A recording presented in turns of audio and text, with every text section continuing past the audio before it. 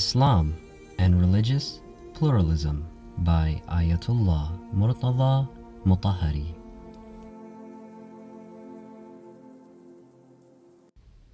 Chapter 1. Good Deeds of Non-Muslims. Outline of the discussion. One of the issues which is discussed regarding divine justice is the issue of the good deeds performed by non-Muslims. Today, the issue of whether the good deeds of non-Muslims are accepted by God or not is under discussion amongst the different classes, whether learned or unlearned, literate or illiterate. If they are accepted, what difference does it make if a person is a Muslim or not? The important thing is to do good in this world. If a person is not a Muslim and practices no religion, he or she has lost nothing. And if their actions are not acceptable and are altogether void with no reward or recompense from God, then how is that compatible with divine justice? The same question can be asked from a Shia perspective within the bounds of Islam. Are the actions of non-Shia Muslim acceptable to God, or are they null and void? If they are acceptable, what difference does it make if a person is a Shia Muslim or a non-Shia Muslim? What is important is to be Muslim. A person who is not a Shia and does not believe in the wilayah or the divinely appointed guardianship of the Ahlul Bayt has not lost anything. And if the actions of such a person are not acceptable to God, then how is that compatible with divine justice? In the past, this issue was only discussed by philosophers and in the books of philosophy. However, today, it has entered into the minds of all levels of society. Few people can be found who have not at least broached the subject for themselves and in their own minds. Divine philosophers would discuss the issue from the aspect that if all people who are outside the fold of religion are to face perdition and divine punishment, it necessarily follows that in the universe, evil and compulsion are preponderant. However, the fact that felicity and good have primacy in the universe, and not evil and wretchedness, is an accepted and definitive principle. Humanity is the greatest of all creation. Everything else has been created for it. Of course, with the correct conception of this idea that it is understood by the wise, not the perception that the short-sighted people commonly possess. If humanity itself is to be created for the hellfire, that is, the final abode of the majority of humanity is to be hell, then one must grant that the anger of God supersedes his mercy. This is because the majority of people are strangers to the true religion, and even those who are within the fold of the true religion are beset by deviation and digression when it comes to practicing. This was the background of the discussion amongst the philosophers. It has been nearly half a century that, as a result of easier communication among Muslim and non-Muslim nations, an increase in the means of communication and greater interaction amongst nations, the issues of whether being a Muslim and a believer as a necessary condition for the acceptability of good deeds is being discussed among all levels of society, especially the so-called intellectuals. When these people study the lives of inventors and scientists of recent times who were not Muslim, but who performed valuable services for humanity, they find such people worthy of a reward. On the other hand, since they used to think that the actions of non-Muslims are altogether null and void, they fall into serious doubt and uncertainty. In this way, an issue which for years was the exclusive domain of the philosophers has entered the general conversations of people and has taken the form of an objection with regard to divine justice. Of course, this objection is not directly related to divine justice. It is related to Islam's viewpoint about human beings and their actions, and becomes related to divine justice inasmuch as it appears that such a viewpoint regarding human beings, their actions, and God's dealing with them is in opposition to the standards of divine justice.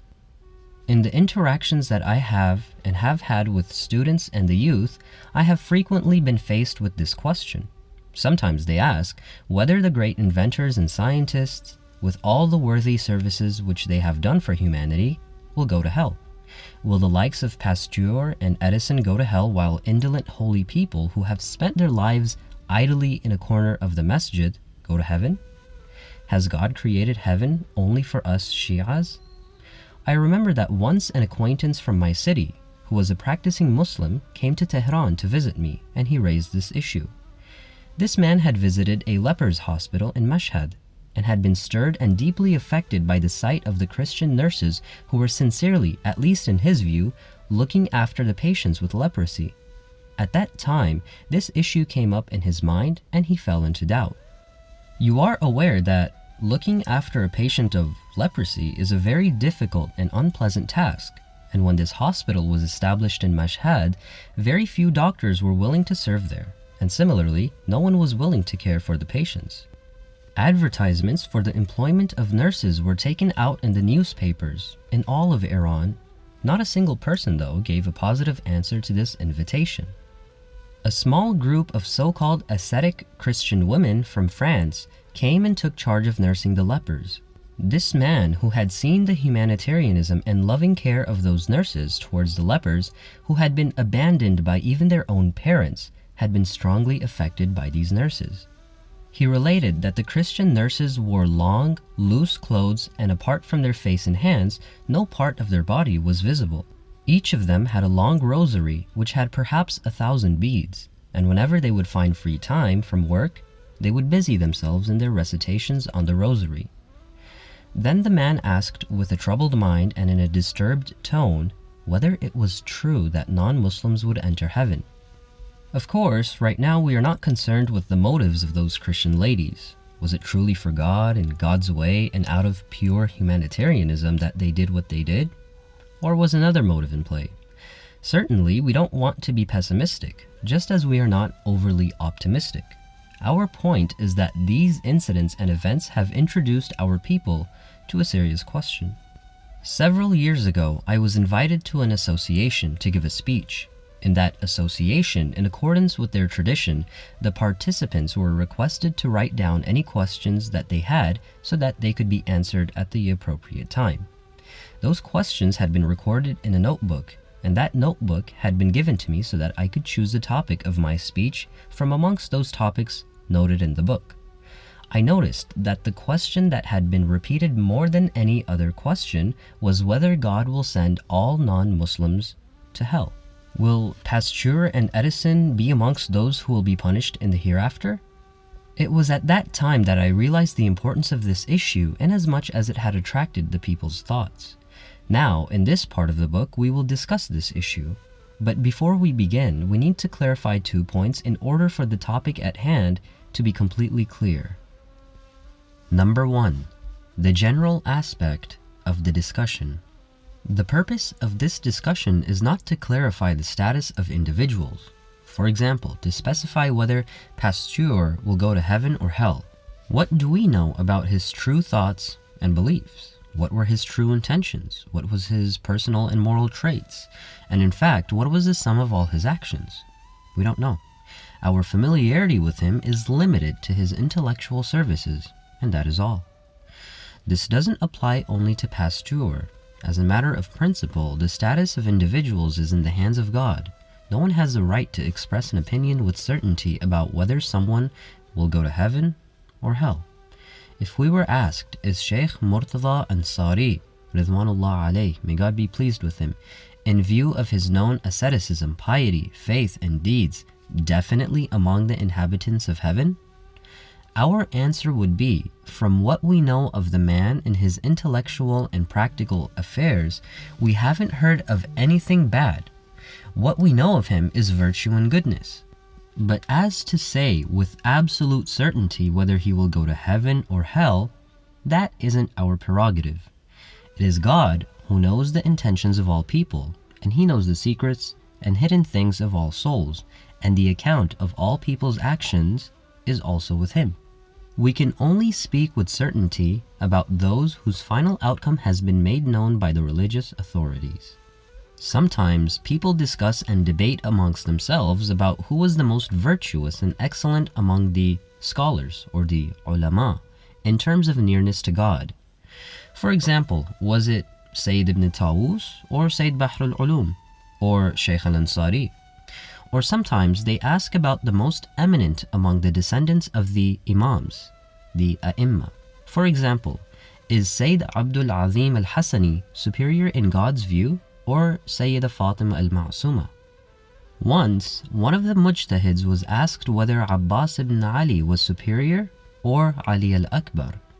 In order to give the question the form of a practical issue so the mujtahid would be compelled to answer it, they asked, if someone vows to sacrifice a sheep for the most superior of the Imam's descendants, what is his duty? Is Abbas ibn Ali superior or Ali al-Akbar? It is obvious that such discussions are improper, and answering such questions is neither the duty of a faqih or a scholar of Islamic law, nor of anyone else. Specifying the rank of God's creation is not our responsibility. It should be left only to God, and no one has any knowledge about the matter except through God Himself.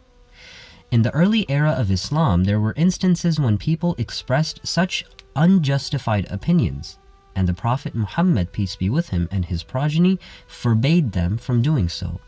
When Uthman ibn Ma'zun died, a woman of the Ansar named Ali, who apparently was the wife of the man in whose house Uthman ibn Ma'zun was staying, and whose guest he was, addressed his coffin in the presence of the Prophet Muhammad and said, "May heaven be pleasant for you."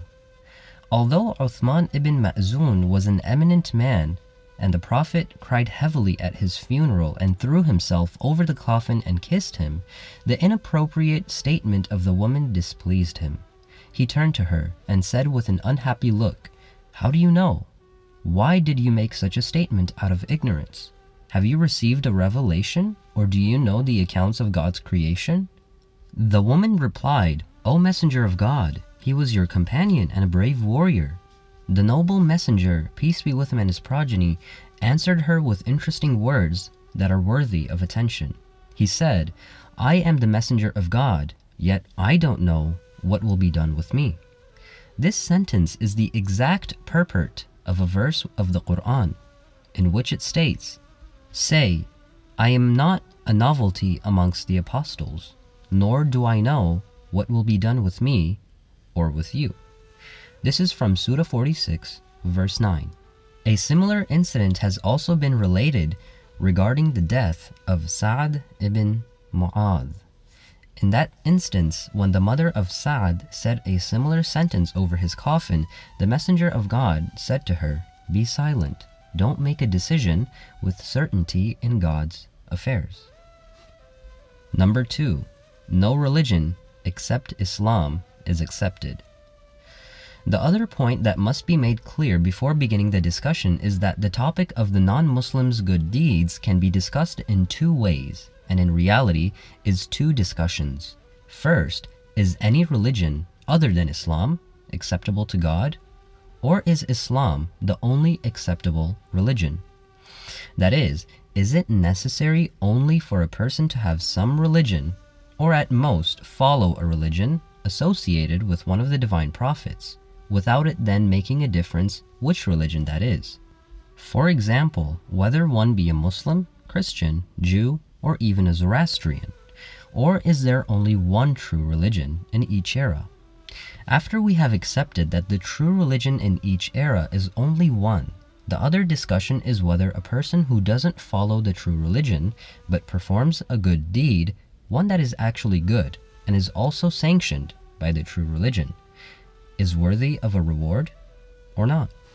In other words, is faith in the true religion a condition for one's good deeds to merit reward? What will be discussed here is the second issue. With respect to the first issue, we can say briefly that there is only one true religion in each era, and all are obligated to believe in it. The idea that has recently become common among some so-called intellectuals, to the effect that all divine religions have equal validity in all eras, is a fallacious one. Of course, it is true that there is no disagreement or contradiction among the prophets of God. All of the prophets of God call towards a single goal and the same God. They have not come to create mutually contradicting groups and sects among humanity. But this doesn't mean that in every era there are several true religions, and thus people in each era can then choose whichever religion they want. To the contrary, it means that a person must believe in all of the prophets and affirmed that each prophet would give tidings to the prophet to come, especially to the final and greatest of them. And likewise, each prophet would affirm the previous one. Thus, the necessary consequence of believing in all of the prophets is to submit in every era to the religion of the prophet of the time. And of course, it is necessary that in the final era we act on the final commands that have been revealed by God to the final prophet. And this is what necessarily follows from Islam, that is, submission to God and acceptance of the mission of His messengers. Many people in our day have subscribed to the view that it is sufficient for a person to worship God and be affiliated with and practice one of the divine religions that was revealed by God. The form of the commandments is not that important. Jesus, peace be with him, was a prophet. Muhammad, peace be with him and his progeny, was also a prophet. If we follow the religion of Jesus and go to church once a week, that is fine. And if we follow the religion of the final messenger and pray 5 times a day, that is also correct. These people say that what is important is for a person to believe in God and practice one of the divine religions. George Yordak, author of the book Imam Ali, Gibran Khalil, or Gibran, the well-known Lebanese Christian author, and others like them, have such a view. These two individuals speak of the Prophet Muhammad, peace be with him and his progeny, and Amirul Mu'mineen Ali ibn Abi Talib, peace be with him, and especially Amirul Mu'mineen, just as a Muslim would. Some people ask how these people, in spite of their belief in Amirul Mu'mineen Ali ibn Abi Talib and Prophet Muhammad, are still Christian. If they were truthful, they would have become Muslims, and since they haven't done so, it is clear there is something behind the curtain. They are being deceptive, and they aren't sincere in their expression of love and belief in the Prophet Muhammad and Ali ibn Abi Talib. The answer is that they are not without sincerity in their expression of love and belief in the Prophet Muhammad and Amirul Mu'mineen Ali ibn Abi Talib. However, they have their own way of thinking regarding practicing a religion. These individuals believe that human beings are not held to a particular religion. Any religion is sufficient. Thus, at the same time that they are Christians, they consider themselves admirers and friends of Ali ibn Abi Talib, and they even believe that he himself held their view. George Yordak says Ali ibn Abi Talib declines to compel people to necessarily follow a particular religion. However, we consider this idea void. It is true that there is no compulsion in religion. Incidentally, this point is the meaning of one of Ali ibn Abi Talib's own statements. He says, "Tomorrow you will see my days and my secrets will be exposed to you, and you will know me after my space has become empty and others take my place." And quoting from a verse in Surah 2 verse 256, there is no compulsion in religion. But this doesn't mean that there is more than one religion in every age that is acceptable to God, and we have the right to choose any one we please. This is not the case. In every age there is one true religion and no more. Whenever a prophet was sent by God with a new religion, the people were obligated to avail themselves of his teachings and learn his laws and commandments, whether in acts of worship or otherwise, until the turn of the seal of the prophets came. In this current age, if someone wishes to come near God, he or she must seek guidance from the precepts of the religion he brought. The Quran mentions in Surah 3, verse 85, "And whoever desires a religion other than Islam, it shall never be accepted from him, and in the hereafter he shall be among the losers." If someone were to say that the meaning of Islam in this verse is not our religion in particular, rather the intent is the literal meaning of the word, or submission to God, the answer would be that without a doubt, Islam means submission and the religion of Islam is the religion of submission. But the reality of submission has a particular form in each age. And in this age, its form is the same cherished religion that was brought by the seal of the prophets. So it follows that the word Islam, or submission, necessarily applies to it alone. In other words, the necessary consequence of submission to God is to accept His commandments, and it is clear that one must always act on the final divine commandments. And the final commandment of God is what His final messenger has brought, good deeds without faith. It has become clear that, first of all, our discussion has a general aspect, and we don't want to pass decisions about individuals. Secondly, our discussion is not about whether the true religion is one or several. Rather, we have accepted that the true religion is one, and that all are obligated to accept it.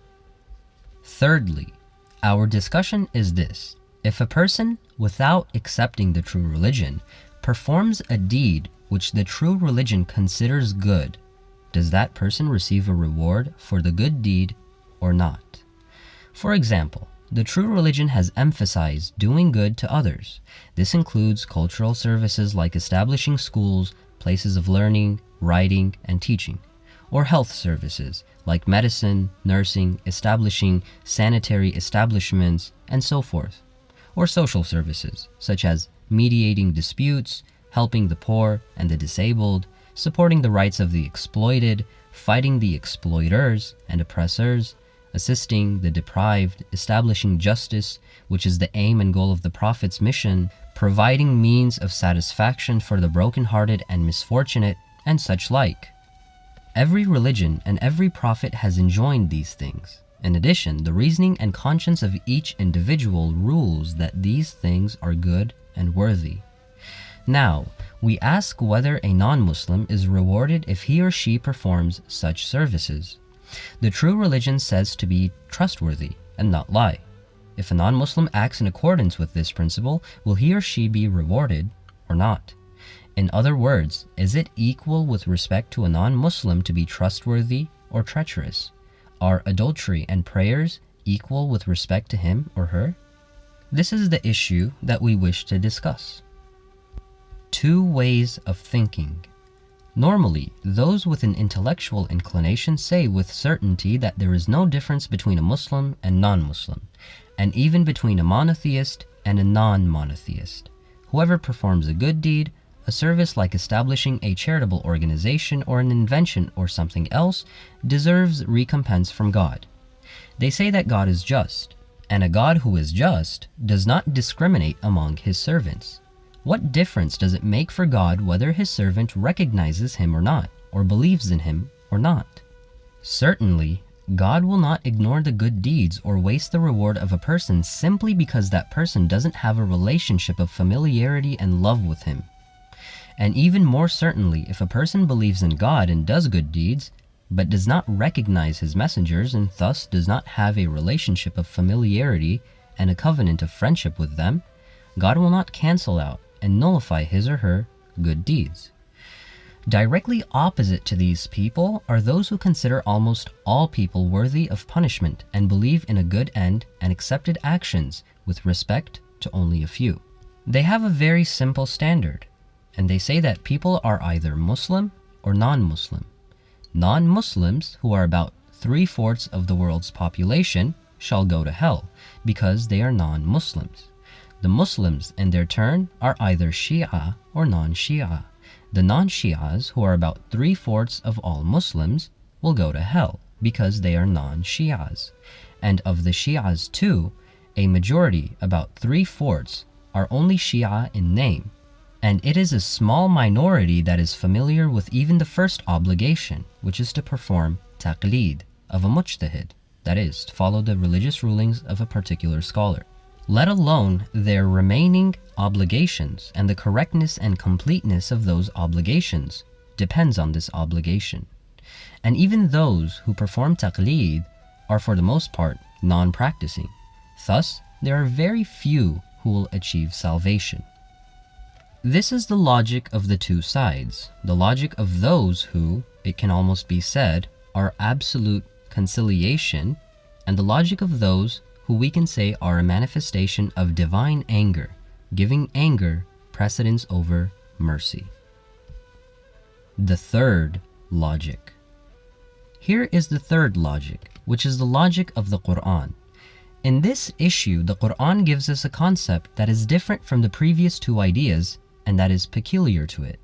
The Quran's view accords with neither the nonsensical idea of our so-called intellectuals, nor with the narrow-mindedness of our holier-than-thou pious people. The Qur'an's view is rooted in a special logic that everyone after learning of it will admit is the correct position in this matter. And this fact increases our faith in this astonishing and remarkable book, and shows that its lofty teachings are independent of the worldly thoughts of human beings and have a celestial source.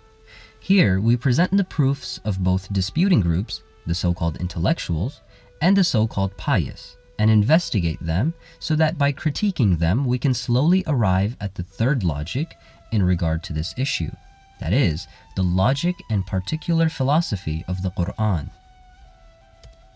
The so-called intellectuals. This group brings two types of proofs for their view, rational and narrational. Firstly, rational proof. The rational demonstration that says that good deeds entail their reward no matter who performs them is based on two premises. The first premise is this: God has an equal relation to all existent beings. His relation to all times and places is the same. Just as God is in the east, he is in the west. And just as he is above, he is below. God is in the present, past, and the future. The past, present, and future have no difference for God, just as above, below, east, and west are the same for him. Similarly, his servants and creation are also the same for him. He has neither family ties nor a special relationship with anyone. Thus, God's showing grace or showing anger towards people is also the same, except when there are differences in the people themselves. As a result, no one is dear to God without reason, and no one is lowly or outcast without justification. God has neither ties of kinship nor of nationality with anyone, and no one is beloved or chosen one of God. Since God's relation to all beings is the same, there remains no reason for a good deed to be accepted from one person and not from another. If the actions are the same, their reward will also be the same, since the assumption is that God's relation to all people is the same. So justice demands that God reward all those who do good, whether Muslims or non-Muslims, in the same way. And the second premise: the goodness or badness of actions is not based on convention, but on actual reality. In the terminology of scholars of theology and the science of principles of jurisprudence, the goodness or badness of actions is innate. That is, good and bad deeds are differentiated by their essence. Good deeds are good by their essence, and bad deeds are bad by their essence. Honesty, virtue, doing good, helping others, and so forth are good by their essence, and lying, stealing, and oppression are also bad by their essence. The goodness of honesty or badness of lying is not because God has mandated the former and forbidden the latter. To the contrary, it is because honesty is good that God has obligated it, and because lying is bad that God has forbidden it. In short, God's commanding or forbidding is based on the goodness or badness of actions in their essence, and not the other way around. From these two premises, we conclude that since God does not discriminate, and since good deeds are good from all people, whoever does a good deed will definitely and necessarily thus be rewarded by God. It is exactly the same with regard to evil deeds, since there is no difference between those who commit them. Number 2, narrational proof. The Qur'an affirms in many verses the principle of non-discrimination among people in rewarding good deeds and punishing evil deeds, which was mentioned in the above rational proof. The Qur'an strongly opposed the Jews who believed in such discrimination. The Jews believed and still believe that the Jewish race is chosen by God. They say, "We are the sons and friends of God." Supposing God sends us to hell, it will not be for more than a limited time. The Qur'an calls such ideas and wishes and untrue thoughts and has strongly combated them. The Qur'an also points out the error of Muslims who have fallen prey to such deception. Here are some of the verses in this regard. In Surah 2, verses 80 to 82, it says, "And they said, 'The fire shall not touch us except for a few numbered days.' Say, have you taken a covenant with God? For God shall not violate his covenant. Or do you attribute to God that which you do not know? Nay, those who earn evil and whose mistakes have enveloped them are the inhabitants of the fire. They shall abide therein forever. And those who believe and do good are the inhabitants of paradise. They shall abide therein forever. In another place, the Quran says in answer to the conjecture of the Jews, it states in Surah 3, verses 24 to 25, "And their forgeries deceive them in their religion. So how will they be when we gather them for a day in which there is no doubt, and every soul shall be given in full what it has earned, and they shall not be wronged." In another place of the Quran, the Christians have been added to the Jews, and together they have been opposed by the Quran. In Surah 2, verses 111 to 112, it states, "And they said, None shall enter paradise except those who are Jews or Christians. This is their fancy. Say, bring your proof if you are truthful. Rather, those who submit themselves to God and do good shall have their reward with their Lord, and they shall have no fear, nor shall they grieve." In Surah An-Nisa, Surah 4, the Muslims too have been added to the Jews and Christians. The Quran demolishes discriminatory thinking, no matter who it is from. It is as though the Muslims had come under the effect of the thinking of the people of the book, and in the face of they who without reason considered themselves superior, adopted such an opinion about themselves.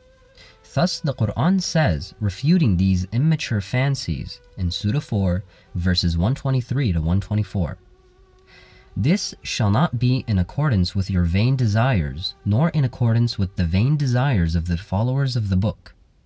Whoever does evil, he shall be requited with it. He will find for himself neither a guardian nor a helper other than God. And whoever does good deeds, whether male or female, and he or she who is a believer, it is these who shall enter paradise, and they will not be wronged so much as the speck on the date stone." Leaving aside the verses that condemn baseless suppositions of honor and nearness to God, there are also other verses that say that God does not waste the reward of any good deed. These verses have been also taken as proof of the acceptance of the good deeds of all people, whether Muslim or non-Muslim. In Suratul Zilzal, Surah 99, verses 7 to 8, it says, "So whoever does an atom's weight of good deed shall see it, and whoever does an atom's weight of evil shall see it." Elsewhere, God says in Surah 9, verse 120, "Verily God does not waste the reward of those who do good." And in another place, he says in Surah 18, verse 30, "Verily we do not waste the reward of those who do good." The wording of these verses make them universal statements that are not given to exceptions. The scholars of the discipline of the principles of jurisprudence, Usul al-Fiqh, say that certain universal statements do not accept exceptions. That is, the wording and tone of the universal statement is such that it resists any exceptions. When it is said, "We don't waste the reward of the doer of good," it means that God's divinity demands that he preserve good deeds. Thus, it is impossible for God to disregard his divinity in one instance and waste a good deed. There is another verse which is frequently referred to in this discussion, and it is said that it clearly points to the assertion of this group. In Surah 5, verse 69, it says, "Indeed, the faithful, the Jews, the Sabians, and the Christians, those who have faith in God in the last day and act righteously, they will have no fear, nor will they grieve." In this verse, 3 conditions have been mentioned for salvation and safety from God's punishment: belief in God, belief in the Day of Judgment, and good deeds. No other condition is mentioned. Some who are apparently intellectuals have gone one step further and said that the aim of the prophets was to call towards justice and goodness, and in accordance with the rule, comply with the spirit and not the letter of the law, we should say that justice and goodness are accepted even from those who don't believe in God and the Day of Judgment. Thus, Those who don't believe in God and the Day of Judgment, but have made great cultural, medical, and economical or political contributions to humanity, shall have a great reward.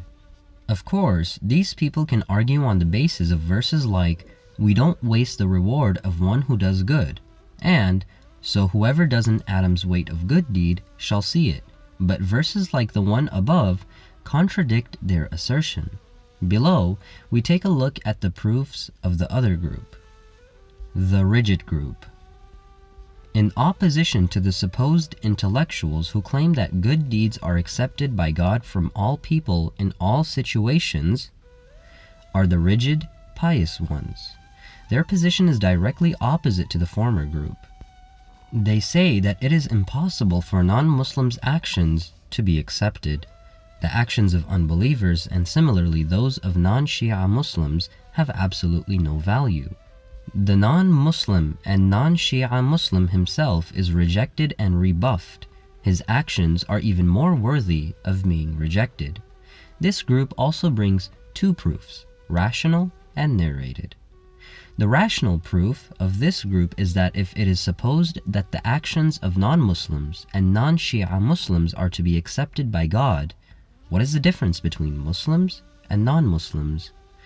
The difference between them should be either for the good deeds of Muslims and Shias to be accepted to the exclusion of non-Muslims and non-Shia Muslims, or for the evil deeds of Muslims and Shias not to be punished, again, to the exclusion of non-Muslims and non-Shia Muslims. But if we suppose that the good deeds of both groups entail reward and the evil deeds of both groups lead to punishment, what difference will there be between them? And what is the effect of being Muslim or Shia in such a case?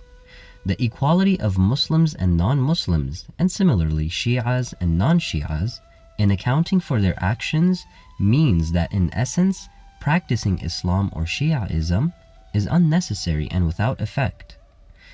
The second proof, which is the narrated proof, says, in addition to the above reasoning, this group also argues from two Quranic verses and several traditions. In a few verses of the Quran, it has been clearly stated that the actions of unbelievers are not accepted.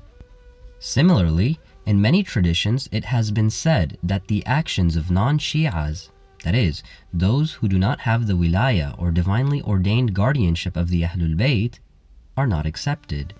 In Surah Ibrahim, God compares the actions of unbelievers to ashes which are scattered by a strong wind and lost. In verse 18 of that surah, it says, "A parable of those who defy their Lord. Their deeds are like ashes over which the wind blows hard on a tempestuous day. They have no power over anything that they have earned." That is extreme error. In a verse of Surah An-Nur, the actions of unbelievers have been likened to a mirage which appears to be water, but upon being approached, turns out to be nothing. This verse says that great deeds that give people pause, and in the view of some simple-minded people, are greater than the services of even the prophets, are all null and void if they are not coupled with the belief in God. Their greatness is nothing but a fancy, like a mirage. The words of the verses are as below. As for the faithless, their works are like a mirage in a plain, which the thirsty man supposes to be water. When he comes to it, he finds it to be nothing, but there he finds God, who will pay him his full account, and God is swift at reckoning. This can be found in Surah Nur, Surah 24, verse 39. This is the parable of the good deeds of unbelievers, which appear outwardly to be good. So woe upon their evil deeds. We read their parable in the following verse in these words.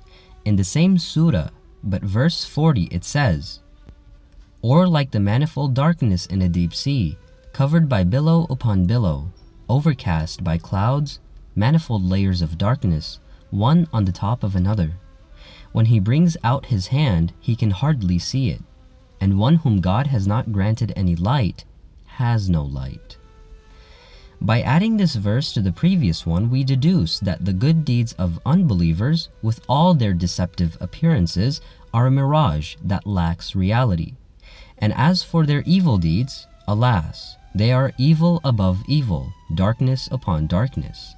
The above verses clarify the status of the deeds of unbelievers. As for non-Shia Muslims, from the point of view of us Shias, the traditions that have reached us from the Ahlul Bayt, peace be with them, clarify their position. Many traditions have reached us on this topic. Those interested can refer to Al-Kafi Volume 1, or to Kitab al-Hujjah and Volume 2. And there's also Kitab al-Iman wal-Kufr, Wasa'il al-Shia, Volume 1, Abwab al-Muqaddamat, Al-Ibadat, Mustadrik al-Wasa'il, Volume 1, Abwab Muqaddamat al-Ibadah, Bihar al-Anwar, Discussions about Resurrection, Chapter 17, which is the chapter on the promised threat, Invalidation of Actions and Atonement, and Volume 7 of the Old Print, Chapter 227, and Volume 15 of the Old Print, Section on Ethics, page 187. As an example, though, we relate one tradition from Wasa'il al-Shia. This can be found in Volume 1, Part 1, page 90. Muhammad bin Muslim said, I heard Imam Muhammad al-Baqir, peace be with him, say, whoever worships God and tires himself in worship but doesn't recognize the Imam God has appointed for him, his deeds are not accepted, and he himself is astray and lost, and God abhors his actions. And if he dies in this state, he dies not in the state of Islam, but in a state of unbelief and hypocrisy. O Muhammad bin Muslim, know that the leaders of oppression and their followers are outside the religion of God. They themselves went astray, and they led others astray. Their actions are like the ashes which are caught in a strong wind on a stormy day, and they cannot reach anything out of what they have earned. That is the distant deviation. These are the proofs of those who say that the basis of salvation is faith and belief. Occasionally, some from this group go to extremes and consider simply the claim of having faith, or in reality a simple affiliation, to be the criterion of judgment. For example, the Murji sect in the era of Bani Umayyah propagated this idea, and fortunately, with the decline of Bani Umayyah, they also ceased to exist. In that age, the Shia position, inspired by the Imams from the Ahlul Bayt, peace be with them, was opposite to the Murji one. But unfortunately, the Murji's view has lately taken hold in new clothing among some of the common Shias. Some simple-minded Shias consider more apparent affiliation with Amirul Mu'mineen Ali ibn Abi Talib to be sufficient for salvation, and this idea is the basic factor behind the Shias' poor state in the modern era. The dervishes and Sufis of the recent era malign good deeds in a different way and under a different pretext. They have made the issue of goodness of heart a pretext, even though true goodness of heart encourages and affirms deeds rather than conflicting with them. As opposed to these groups, there are others who have raised the value of deeds to such a point that they say that one who commits a major sin is an unbeliever. Such a belief was held by the Kharijites. Some theologians considered the committer of major sins to be neither a believer nor unbeliever, and held that there is a state between the two states of belief and unbelief. Our task is to see which of these positions is correct. Should we believe in the primacy of belief or the primacy of action? Or is there a third path? To begin, let us discuss the value of belief and faith. Value of belief. With regard to the value of belief, the discussion should proceed in 3 stages. Number 1. Is the lack of belief in the principles of religion, such as the oneness of God, prophecy, and resurrection, and according to the Shia view, these 3 in addition to divine justice and imamat, or succession, always and necessarily cause for divine punishment? Or is it possible for some unbelievers to be excused and not be punished for their unbelief? Number 2. Is belief a necessary condition for the acceptance of good deeds, such that no good deed of a non-Muslim or non-Shia is acceptable to God? 3. Do unbelief and rejection of the truth cause the invalidity of good deeds or not? In the coming discussions, we will touch on each of these 3 stages. Being held accountable for unbelief. There is no doubt that unbelief is of 2 types. One is unbelief out of obstinacy and stubbornness, which is called the unbelief of repudiation, and the other is unbelief out of ignorance and unawareness of the truth. With regard to the former, definitive rational and narrational proofs indicate that a person who deliberately and knowingly shows obstinacy towards the truth and endeavors to reject it deserves punishment. But with regard to the latter, it must be said that if the ignorance and unawareness do not spring from negligence, they shall be forgiven and overlooked by God. To explain this point, it is necessary to speak a bit about submission and obstinacy. The Quran says in Surah 26, verses 88 to 89, "The day when neither wealth nor children will avail, except him who comes to God with a sound heart." Levels of submission. The most basic condition of soundness of heart is to be submissive to the truth. Submission has 3 levels: submission of the body, of the intellect, and of the heart. When 2 opponents face each other in combat and one of them feels likely to lose, he may surrender or submit to the other. In such a surrender, normally the losing opponent puts his hand up as a sign of defeat and desists from fighting, coming under the sway of his opponent. That is, he acts in accordance with whatever command his opponent gives. In this type of submission, the body submits, but the mind and reason do not. Instead, they are constantly thinking of rebellion, incessantly contemplating how to get a chance to overcome the opponent once again. This is the state of his reason and thought, and as for his feelings and emotions, they too continuously denounce the enemy.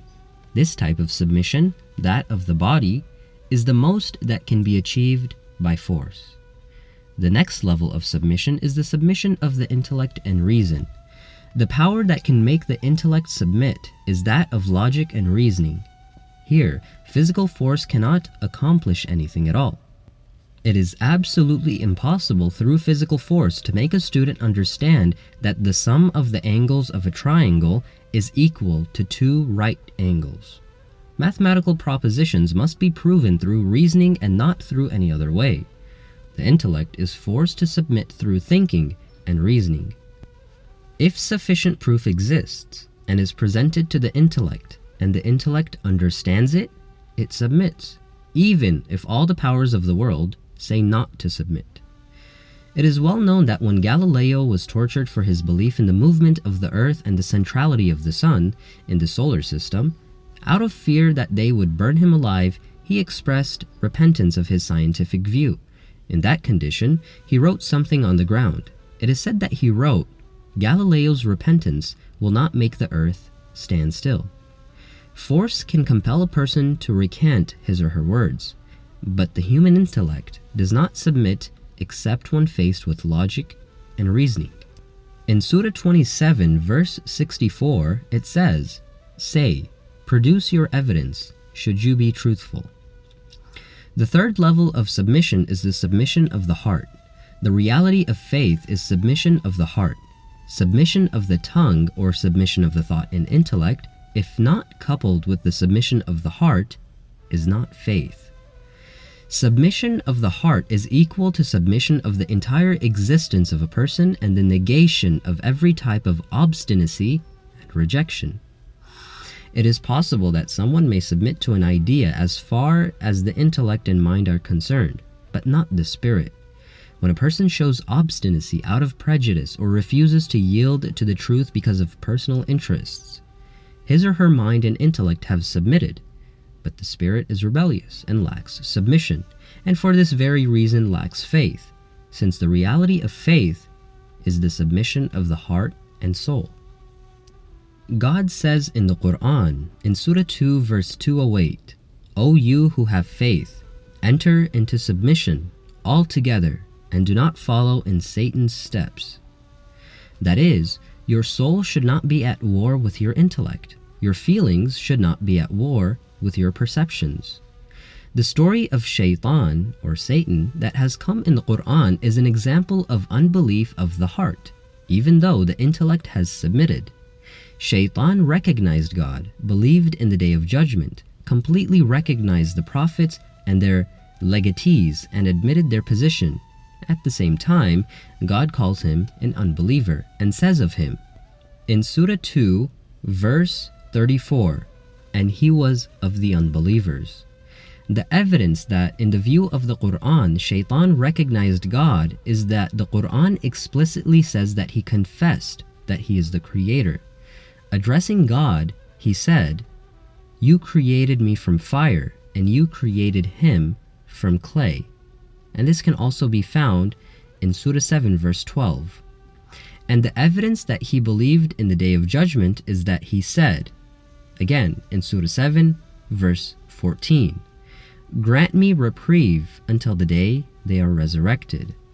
And the evidence that he recognized the prophets and infallibles is that he said, "By your might I shall lead them all astray, except your purified servants among them." This can be found in Surah 38, verses 82 to 83.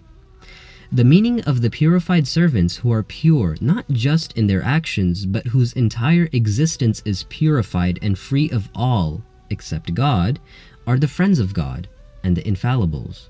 Shaitan recognized them too and believed in their infallibility. The Quran, while describing Shaitan as knowing all these things, calls him an unbeliever.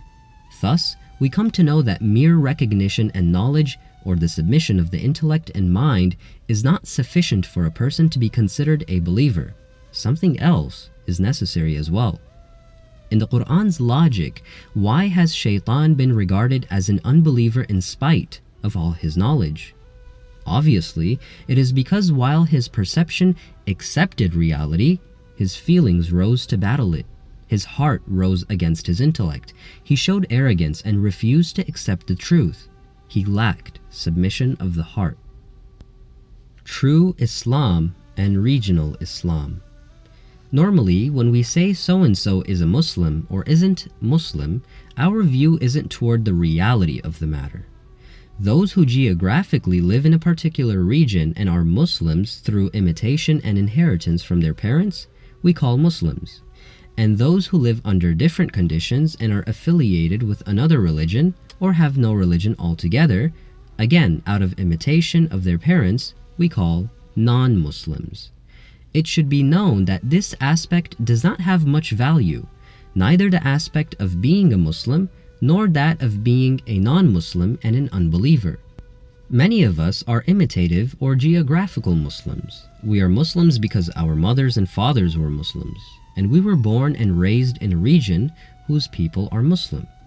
That which has value, in reality, is true Islam, and that is for a person to submit to truth in the heart, having opened the door of one's heart to the truth, to accept and act on it.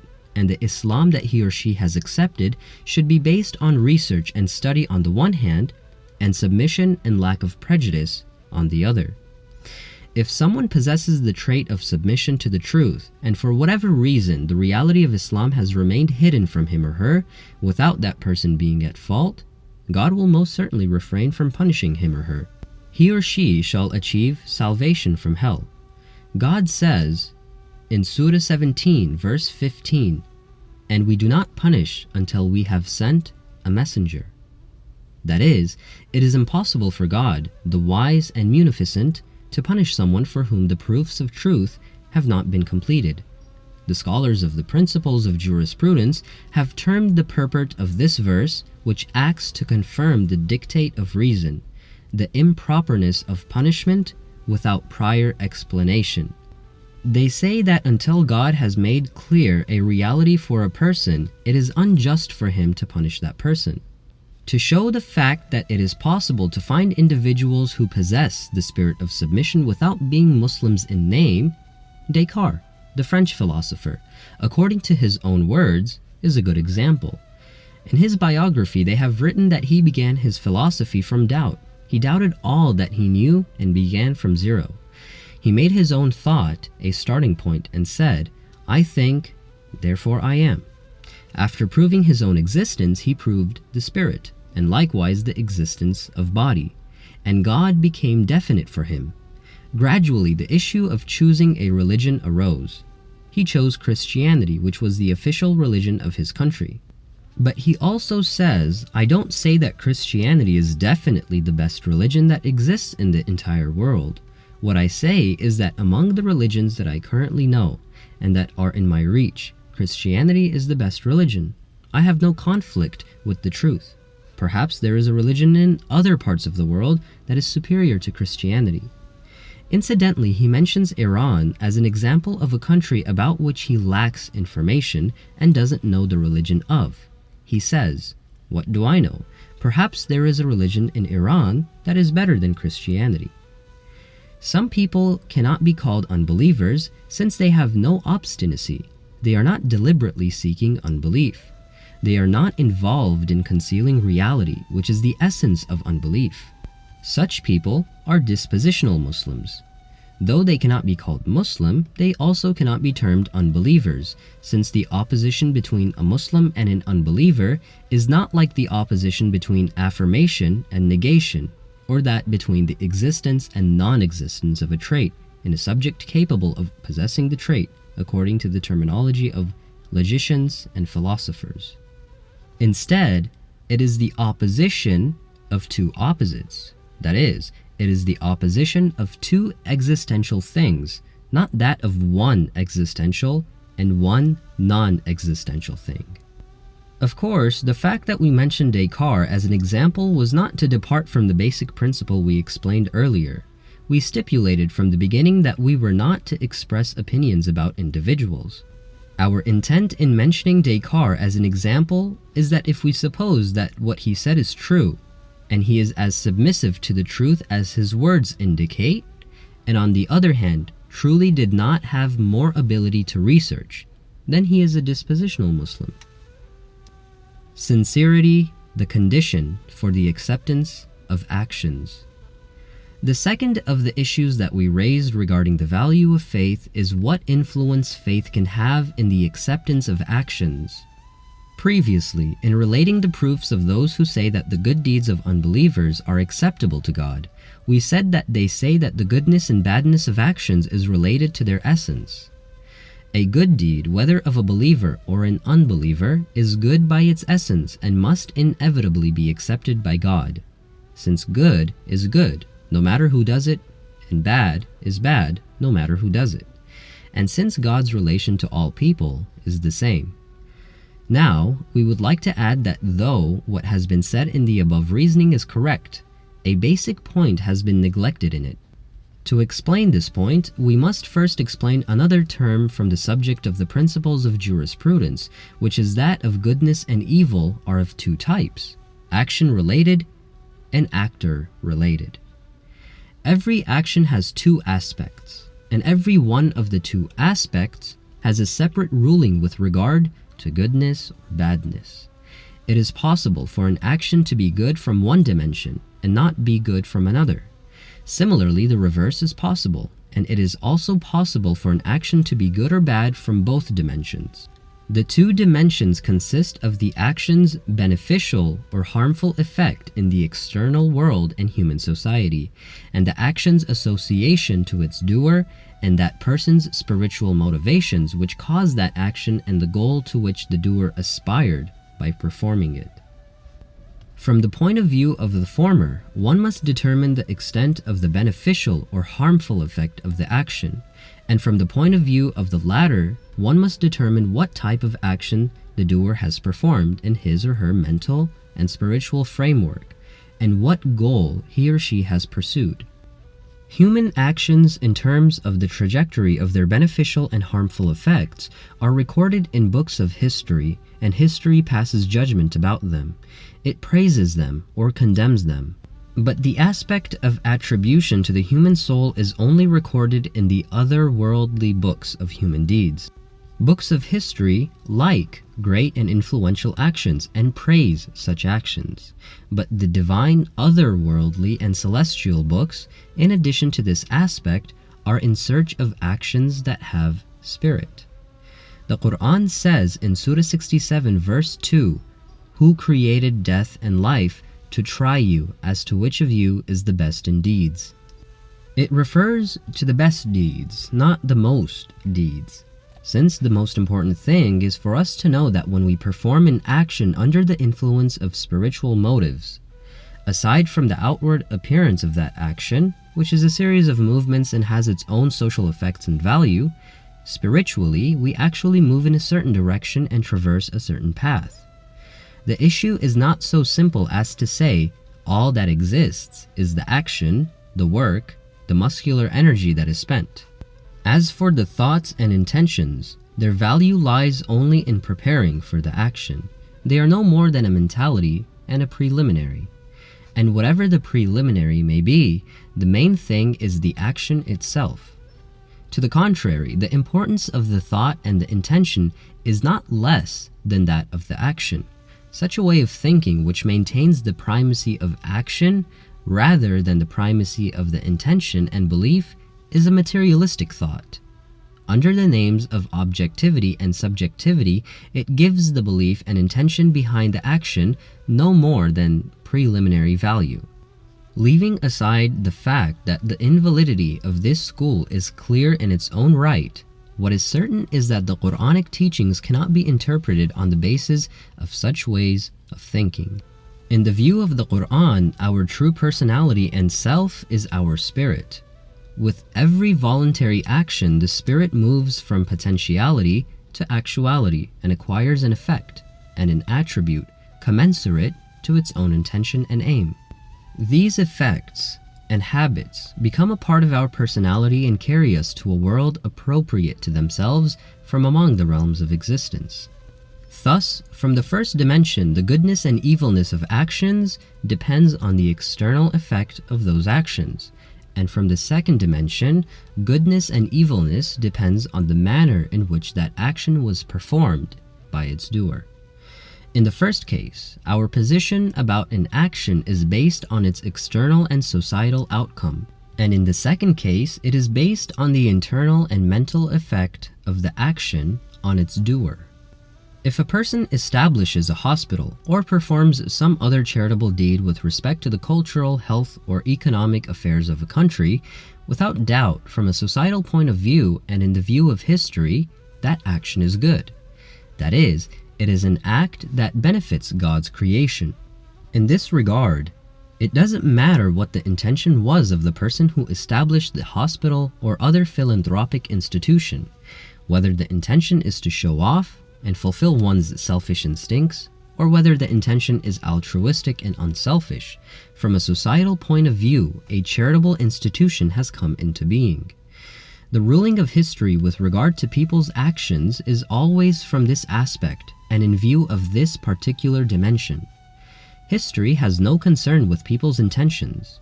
When the masterpieces of art or architecture in Isfahan are mentioned, no one is concerned with the intention or aim the maker of the Sheikh Luftullah Masjid, the Shah Masjid, or the 33 Bridge had. History sees the outward form and calls the action a good deed. However, in ascertaining an action's actor-related goodness, our attention doesn't go to the societal and external effect of the action. Instead, from this aspect, we are concerned with how the action relates to its doer.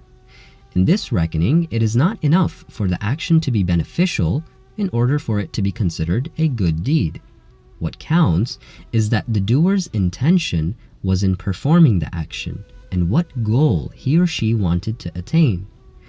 If the doer had a good intention and aim and performed the action with a good motive, that action is good. That is, it possesses actor-related goodness. The action itself is two-dimensional. That is, it proceeds in two dimensions, the historical and societal dimension and the spiritual dimension. But if the doer performed the action to show off or to attract material benefit, the action is one-dimensional. It goes forward only in time and in history, and not in the spiritual dimension. And in Islamic terminology, the action does not ascend to the higher realm. In other words, in such instances, the doer has served society and raised its level, but has not benefited him or herself, and may actually have committed treachery. Instead of ascending spiritually by performing the action, the doer's soul may have descended to a lower spiritual level. Of course, our intent is not that the action-related goodness of an action is totally separate from its actor-related goodness, and that from a spiritual point of view, a person should have nothing to do with actions that are beneficial to society. The intent is that a socially beneficial deed is only spiritually beneficial when the spirit, by performing that action, has traveled a spiritual path as well, having left the station of selfishness and pleasure-seeking and set foot on the station of sincerity and purity. The relation between action-related goodness and actor-related goodness is the relation of the body to the spirit. A living being is a combination of spirit and body. Likewise, the second type of goodness must be breathed into the body of an action possessing the first type of goodness for that action to come alive. Thus, the rational proof of the so-called intellectuals is fallacious. This proof states that God's relationship with all his creatures is equal, and the goodness or evilness of actions is innate to them. Thus, good deeds are equal for all people. And the corollary of these two equalities is that in the hereafter, the recompense of believers and unbelievers shall be the same. In this reasoning, the actions and the equality of the creatures before the Creator have been given attention, but the doer and his or her personality, aim, motive, and spiritual path, all of which necessarily cause actions to be dissimilar and cause a difference among them, similar to the difference between the living and the dead, has been forgotten. They say, what difference does it make for God whether the doer of a good deed recognizes him or not, or is familiar with him or not? Whether he or she performed the action for his pleasure or with some other purpose, whether the intention be seeking nearness to God or not? Well, the answer is that it makes no difference to God, but it makes a difference for that person, him or herself. If the person doesn't recognize God, he or she will perform one type of spiritual action and another type if he or she is familiar with God. If one doesn't know God, one's action will be one-dimensional. The action will have only action-related and historical goodness. But if one knows God, one's action will be two-dimensional and will have actor-related and spiritual goodness. If one knows God, one's action and one's self will ascend towards God, and if one doesn't know God, one will not ascend. In other words, it makes no difference for God, but it does make a difference for the action. In one case, the action will be a living, ascending action, and in the other case, it will be a dead, descending action. They say that God, who is wise and just, will certainly not nullify the good deeds of a person on account of not having a relationship of friendship with him. We too believe that God will not nullify them, but we must see whether a person who doesn't recognize God actually performs a good deed that is good both in its effect and its relation to its doer, good both from the aspect of the societal order as well as from the doer's spiritual aspect. The fallacy arises because we have supposed that for an action to be beneficial to society suffices for it to be considered a good deed. To suppose the impossible, if a person doesn't know God and yet ascends toward God through his or her action, without doubt, God will not send that person back. But reality is that a person who doesn't know God doesn't break the curtain to enter the spiritual realm, doesn't traverse any of the stations of the soul, and doesn't ascend towards God's spiritual realm in order for his or her action to acquire a spiritual aspect, and a form that will be a source of pleasure, felicity, and salvation for him or her. The acceptance of an action by God is nothing other than for the action to possess these qualities. One of the primary differences between the divine laws and human laws is this very point. Divine laws are two-dimensional, and human laws are one-dimensional. Human laws have nothing to do with the spiritual order or spiritual advancement of an individual. When a government legislates taxes in the interests of the country, its goal is solely to obtain money and cover the country's expenses. The government has no concern with the intention of the taxpayer. Does he or she pay taxes freely and willingly out of love for the country and its government, or out of fear? The government's purpose is only to obtain money, even if the taxpayer curses the government under his or her breath. The government's purpose has been attained. Similarly, when a government calls its armed forces to defend the country, it does not concern itself with the intention of the soldiers. It desires the soldiers to fight its enemies in war. It makes no difference to the government whether the soldier fights out of his free will and inclination or out of fear of the gun to his head, or whether his fighting is to show off as a result of foolish prejudices or in the defense of truth and what is right. However, divine laws are not like that. In these laws, monetary dues and warriors are not wanted in absolute terms, but together with a pure intention and desire to seek nearness to God. Islam desires actions with a soul, not soulless actions. Thus, if a Muslim pays zakat, but with an element of showing off, it is not accepted. If he performs jihad, but does it in order to show off, it is not accepted. The divine law says that a coerced soldier is useless. I want a soldier who has a soul of a soldier, who has accepted the call. We find that in Surah 9 verse 111 it says, "Verily God has purchased from the believers their souls and their belongings in return for paradise, and answered it sincerely." It also has been related from the Messenger of Islam in a consecutively narrated tradition among both the Sunnis and the Shi'as that the value of deeds is based on the intention, and every individual shall have what he or she intended, and also no deed is accepted without an intention. These sayings are found in Wasailu Shia, Volume 1, page 8. Our tradition has been narrated in the following words: "The value of actions is in their intention, and a man shall only get that which he has intended. So whoever migrated for the sake of God and His Messenger, his migration is towards God and His Messenger. And whoever migrated for the sake of worldly wealth or a woman he wished to marry, his migration is towards that thing." And this is found in Sahih al-Muslim, Volume 6, page 48.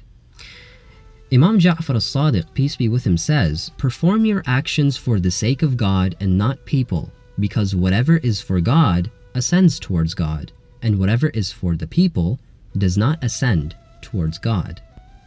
The intention is the soul of the action, and just as the body of a human being is noble because of the human soul, so too does the nobility of a human being's action depend on its soul.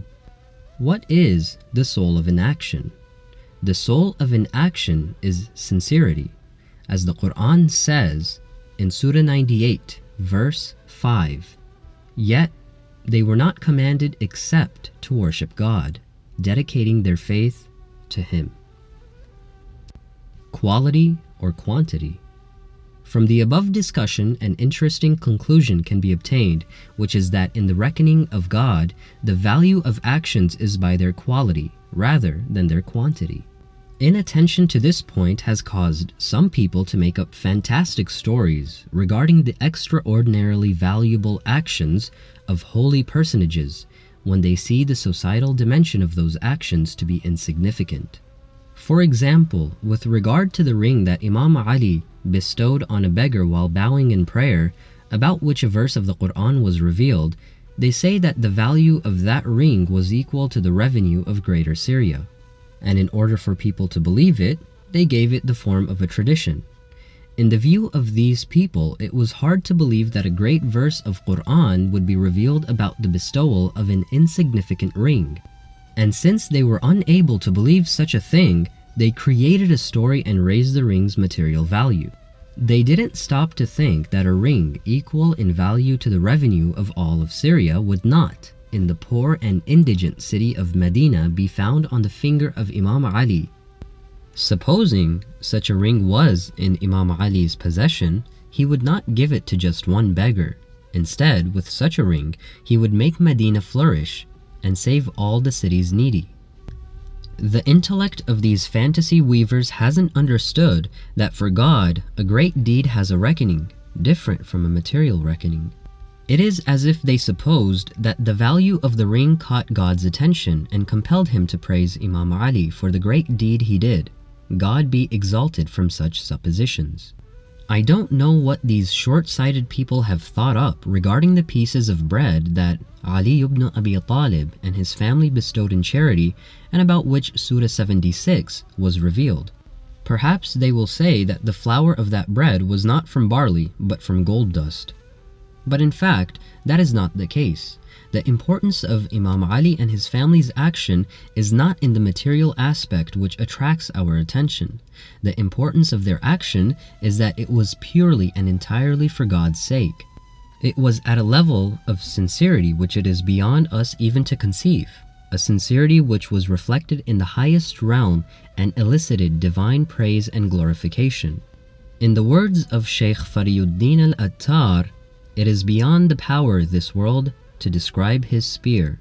It is beyond that world to describe his 3 pieces of bread. The importance of their action lies in what the Quran has quoted from Surah 76, verse 9. We feed you only for God's sake. We wish from you no recompense, nor any gratitude. These are the words of their heart which God the Aware has made known. That is, with their selflessness and sacrifice they desired from God, not but God himself. The fact that the Quran regards the actions of unbelievers to be like a mirage, hollow and devoid of reality, is because their actions have an adorned and misleading exterior. But since they are done for lowly material and individual motives, and not for God, they have no spiritual aspect. Zubaydah, the wife of the Abbasid Caliph Harun al-Rashid, caused a river to be dug in Mecca which has been used by visitors of God's sanctuary from that time until today. This action has a very righteous exterior. The resolve of Zubaydah caused this river to flow to barren Mecca from the rocky land between Ta'if and Mecca, and it has been close to 12 centuries that the hot, thirsty pilgrims have been making use of it. From a worldly perspective, it is quite a great deed. But how about from the spiritual perspective?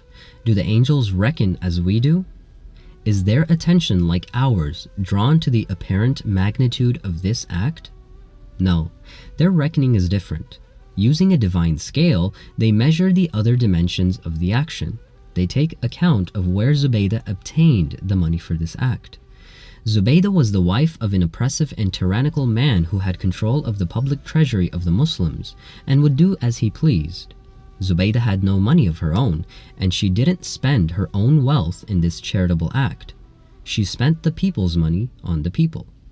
The difference between her and other women in her position is that others would spend the public's money on their personal desires, and she spent a portion of this money on a project for the public good. Now, what was Zubaydah's purpose in this action? Did she wish for her name to remain in history, or did she truly have God's pleasure in mind? Only God knows. It is in this reckoning that it is said that someone saw Zubaydah in a dream and asked her what God gave her for the river she caused to be made. She replied that God had given the entire reward of that action to the original owners of that money. The Masjid of Bahlul. It has been related that once a masjid or a mosque was being constructed when Bahlul arrived and asked, "What are you doing?" They replied, "We are building a masjid." Bahlul asked, "What for?" They replied, "What kind of question is that? We are building it for God." Bahlul wanted to show the doers of that charitable work their level of sincerity. Secretly, he had a stone engraved with the words, "The Bahlul Masjid," and at night he affixed it above the masjid's main gate. When the builders of the masjid came the next day and saw the sign, they became angry. They found Bahlul and beat him for portraying the toils of others as his own work. Bahlul retorted, "But didn't you say you built this masjid for God? Suppose that people mistakenly think it was I who built it. God won't make such a mistake." How many great deeds there are which are great in our eyes, but are worthless in the eyes of God. Perhaps many great buildings, whether mosques, mausoleums, hospitals, bridges, rest houses for travelers, or schools, have such an end. The account of such things is with God. Belief in God and the hereafter. The relation of this world to the hereafter is similar to the relation between the body and the spirit, or the relation of the outer aspect to the inner aspect. This world and the next are not two wholly and entirely separate worlds. This world and the hereafter together are one unit, just as a sheet of paper has two pages and a coin has two sides. This same earth that exists in this world will appear in the hereafter in its otherworldly form. The planets and objects of this world will appear in the hereafter in their otherworldly aspect. Fundamentally, the hereafter is the celestial or malakut form of the present world. The condition for an action to acquire a good otherworldly aspect is for it to be performed with attention to God and in order to ascend to God's higher realm. If a person doesn't believe in the hereafter and isn't attentive to God, his or her action will not have an otherworldly aspect, and thus will not ascend to the higher realm. The otherworldly aspect is the higher aspect, and the worldly aspect is the lower aspect. As long as an action does not acquire illumination and purity through intention, belief, and faith, it cannot attain to the highest realm. Only an action that has a spirit can attain that station, and the spirit of an action is its otherworldly aspect. How beautiful are the words of the Quran! It states in Surah 35 verse 10, "To him rises the pure word, and good deeds he raises." This verse can be understood in two ways, and both have been mentioned in the books of exegesis of the Quran. The first is that good deeds raise pure words and pure belief. The other is that pure words and pure belief raise good deeds and make them otherworldly. The two explanations, both of which are correct and possibly both are intended, together convey the principle that faith has an effect on the acceptance of actions and their ascent to God, and actions have an effect on the perfection of faith and on increasing the degree of faith. This principle is an accepted one in Islamic teachings. Our reference to this verse is based on the second explanation, though, as we indicated, in our view it is possible that the verse has intended both meanings at the same time. In any case, it is a mistake for us to think that the actions of those who don't believe in God in the Day of Judgment ascend to God and acquire an otherworldly aspect. If we are told that someone has taken the northbound highway from Tehran and continued to travel northward for several days, we will obviously not expect that person to reach Qom, Isfahan, or Shiraz, which lie south of Tehran. If someone were to entertain such a possibility, we would laugh and tell them that if a person wished to go to one of those cities, he or she would have to take the southbound highway from Tehran and travel on it. It is impossible for someone to travel towards Turkestan yet reach the Kaaba. Heaven or hell are the two ends of a person's spiritual journey. In the next world, every person sees himself or herself at his or her journey's final point, one above and the other below, one the highest of the high and the other the lowest of the low. We find that in Surah 83 verse 18 it states, "The record of the pious is indeed in Illiyin." And likewise, we find that in the same Surah 83, but verse 7, it states, "The record of the vicious is indeed in Sijjin." How is it possible for a person not to travel towards a certain destination, or to travel in a direction opposite to it, yet still reach that destination? Moving towards the highest heaven, Illiyin, requires an intention and desire to reach it, and that in turn requires recognition and belief on the one hand, and facilitation and submission on the other. If a person has no belief in such a destination, or lacks the quality of facilitation and submission, and in short, has neither any desire nor takes even the smallest step to reach it, how can one expect him or her to attain that destination? Without doubt, every path leads to its own destination, and unless God is that destination, the path does not lead to God. The Quran says in Surah 17, verses 18 to 19, "Whoever desires this transitory life, we expedite for him therein whatever we wish, for whomever we desire. Then we appoint hell for him to enter it, blameful and spurned. Whoever desires the hereafter and strives for it with an endeavor worthy of it, should he be faithful, the endeavor of such will be well appreciated." That is, if a person's level of thinking is no higher than this world, and he or she has no goal higher than this world, it is impossible for that person to attain the high target of the hereafter. But our divine grace and benevolence demand that we grant him or her something of the worldly goal he or she desired to achieve. There is a subtle point here. This world is the world of nature and matter. It is the world of causes and reasons. Worldly causes are in conflict with each other, and constraints also exist in this material world. Thus, for a person whose goal is this world, there is no guarantee that he or she will definitely attain that goal. The words that the Quran has chosen to impart this point are as follows: "We expedite for him therein whatever we wish, for whomever we desire." However, one who has a higher goal in his or her spiritual makeup has not given his or her heart to trifling goals, and who, moving forward with faith, takes steps towards a divine object, will certainly attain the goal. Since God recognizes the value of good deeds, He accepts and rewards those good deeds that are presented to Him. Here, effort and endeavor are necessary, since it is impossible for a person to move forward and attain the goal without taking a step.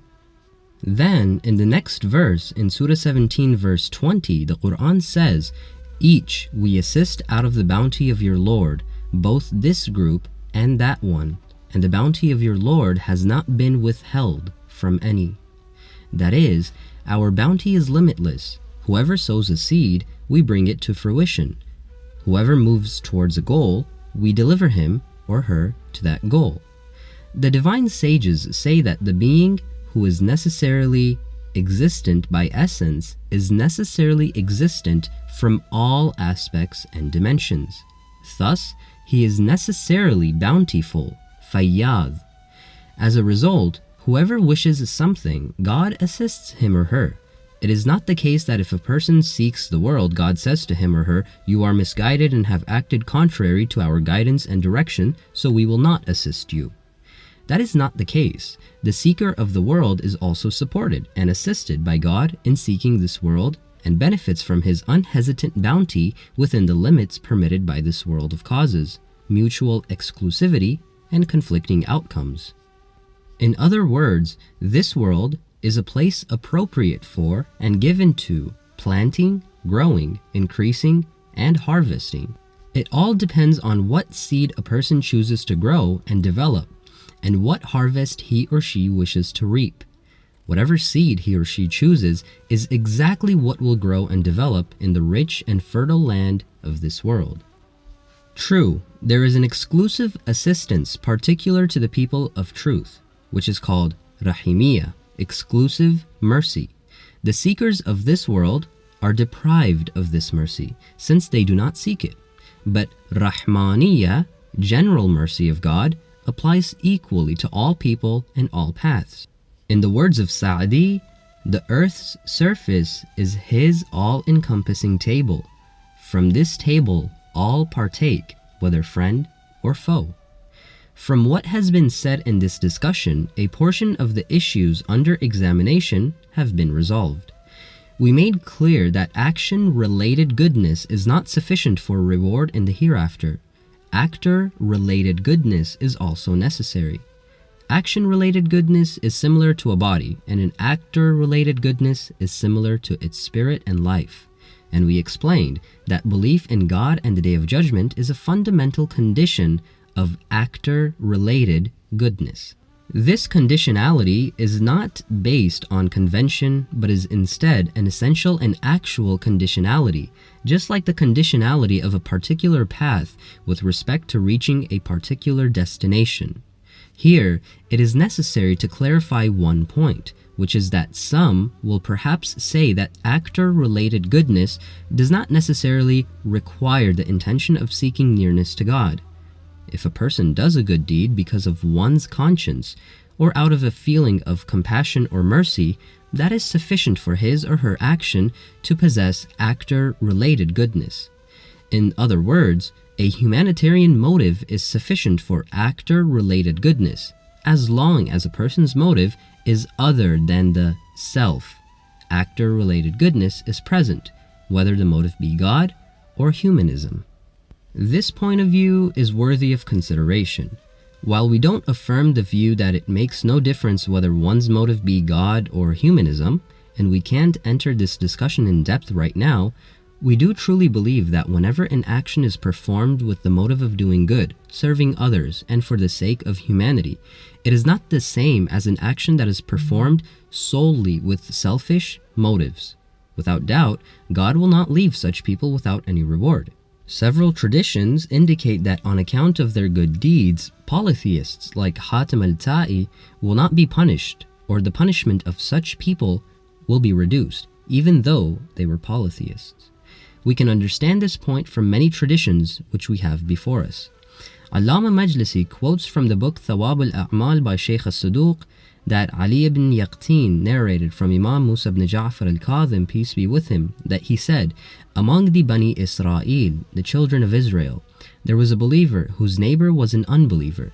That unbeliever would always show kindness and good conduct towards his believing neighbor. When this unbeliever died, God made for him a house out of a type of mud, which shielded him from the heat of the fire. And his sustenance would be given to him from outside his own environment, which was of fire.